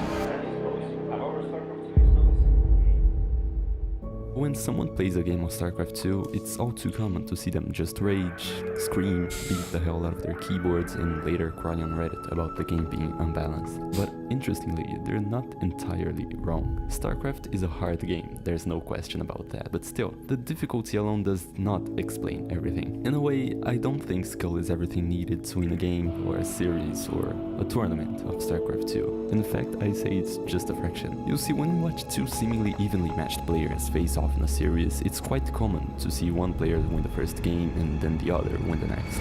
The victories are often erratic, with no consistent dominance by a single player, though there That's also what I said a lot of times during the Super League. How many games there were 3-2s, 3-2s, 3-2s, 3-2s. But of course, due to simplicity of arguments, you only take the series win most of the time and not the map score. There are exceptions, of course, which we'll address later. Let's talk about the series, for instance. Just by looking at the results, it's pretty obvious that these two players are on the same level. Can basically exchange that by Happy 40. We've just seen it with 40 Kaho, 4-3, 3-4. It's weird, however, how that equality rarely translates to predictable results. Did Zero win just because he's better? If he's actually better, why did Glim win for a game? The Warcraft community in the past 2 months. This segment right here. the claymore, so we'll just get Every match seems completely volatile. Skill does not determine the result of any game. Fractions and fractions of factors overshadow raw talent. Unevenly distributed opponents shatter the original basis of every match, all for the purpose of... Yes, I feel you! Deep in my heart, I feel it. If balance were truly the only essence of this game, I doubt it would be played at all. Not a single soul, or at least not a sane one, would willingly sit through the same match over and over again. The build orders would repeat, the unit compositions would repeat, the spells, the races, the strategies, everything would blur into a loop of symmetry. Although micro, macro, scouting, and build orders make up a great part of this game, we cannot overstate these factors. There's more to it. If you're asking for a game where skill is the only variable, it effectively becomes a constant, and in such scenario, one player would either win, lose, or somehow draw every single match of every series. Chasing the perfect balance in a game that can never be balanced is stupid. The point isn't precision, it's excitement, so rather than obsessing over fairness, we should ask ourselves, what makes this game worth playing? True. Maybe it's the chaos, maybe it's the edge cases, maybe it's the part where you think you've lost and then somehow you don't. Maybe it's the kind of imbalance that doesn't ruin the game, but gives it a flavor. The thing is, we don't really get to explore that, because the people who can change the game aren't asking that question. And we should also ask ourselves more, what's the where's the fun? What makes it fun? Of course, you can look at fun from two perspectives, right? What makes it fun and what is frustrating, so it ruins the fun. So you come to that from two ends. And imbalanced stuff can be frustrating, like a keeper was frustrating, like a super oppressive crippler was frustrating, etc., etc. But I think being very obsessed with perfect balance and perfect statistics, and we need 4 races in the top 4, and we need 50-50 win rates between all races. The scene is very obsessed, or the Starcraft scene apparently as well. Warcraft scene very obsessed with like perfect stats, but even if you have perfect stats, then the other guy comes in and saying, yeah, but Happy is obviously better than Kaho. Should this be 50-50? How do you measure that? And then we get back to this scene here, where everything is just in a constant loop of argument against argument against argument, and everybody has a different perspective, and all of a sudden the screen is super cluttered with people yelling at each other, and that's a Reddit thread, and then this Reddit thread becomes too big, so we have another Reddit thread with a person who has a different approach or a different idea about a different matchup, and then everything starts anew, but over a different matchup, and then it goes all back in circles, and it's just exhausting. But if there is something I want you to realize after watching this entire video, it is that we still are players, and we still hold larger power than we all pretend to hold. We can still make our experience enjoyable if we choose to claim it. If instead of playing ladder as if it were the world finals, we invent challenges of our own. If instead of pretending 1v1 is the only game mode there is, we finally played Forgotten Archon mode with our friends. If instead of analyzing our replays as if we were pro gamers, we let our mistakes shape the unpredictability that makes this game such a fun one. Maybe instead of dwelling on our lack of APM to spend the 1000 minerals we have at the 5th minute mark, we let Loco make fun of it. The second Loco call out, man, that's really evil. So perhaps the next time you catch yourself grumbling about balance, maybe try to remember what made you love the game in the first place. Yeah. For playing, I have the same. Like, I don't give a fuck about pro build matchups and like build orders and stuff. I just thrive to get a pit lord and hack and slay through enemy armies with my pit lord, and that's my fun of playing. And if I get an extra with necromancers and frenzy on top, that's a bonus. But yeah, I feel like it's a very overblown discussion, this balance topic and the balance obsession at the moment right now.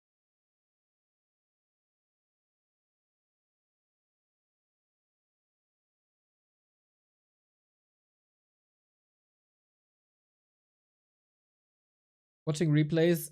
Look, what went right, what went bad, what can I do against this build order? That's the fun. Everybody finds their own fun.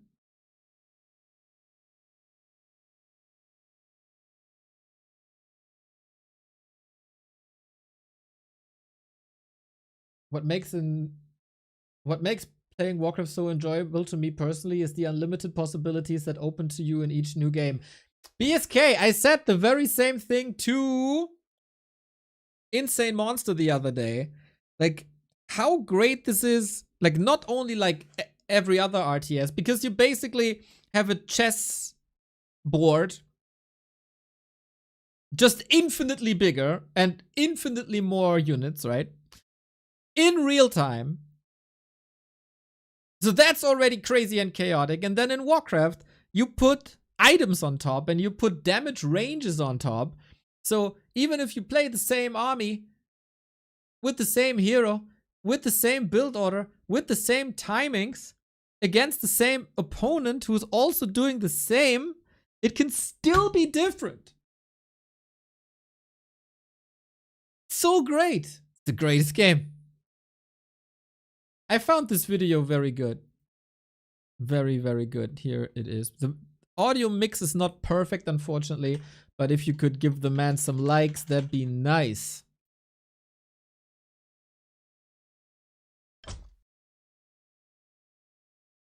$40 is in a lobby. Maybe another match. King Kong is not in. Yeah, I know I will be back in 1.5 hours, and I think I have to eat something and do some chores and stuff because I know tonight is gonna be bad. Oh, he's playing Focus. I'll probably do a replay cast of this. Yeah, I'll do a replay cast of this. Maybe tonight, maybe tomorrow, but not live anymore. As I said, this afternoon stream a little shorter.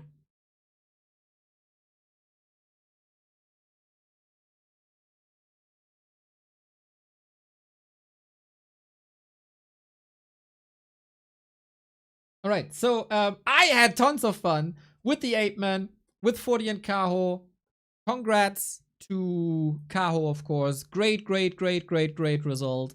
And with you guys, very enjoyable. Saw a lot of appreciation for the players here today. Always love to see that. And we continue in 90 minutes with Fountain of Mana League, our 16-year-old German talent in Sharky, up against a very lovely person that I had the pleasure to meet at Rara Land in Poncho. I'll be showing my skills in some community actions as well, play our sub ding dong ding dang dong, and then some Fountain of Mana replay casts, and maybe the 40 focus match. We'll see about that. But hey, this evening is packed with Warcraft. That's all you gotta know. So see you then, everybody.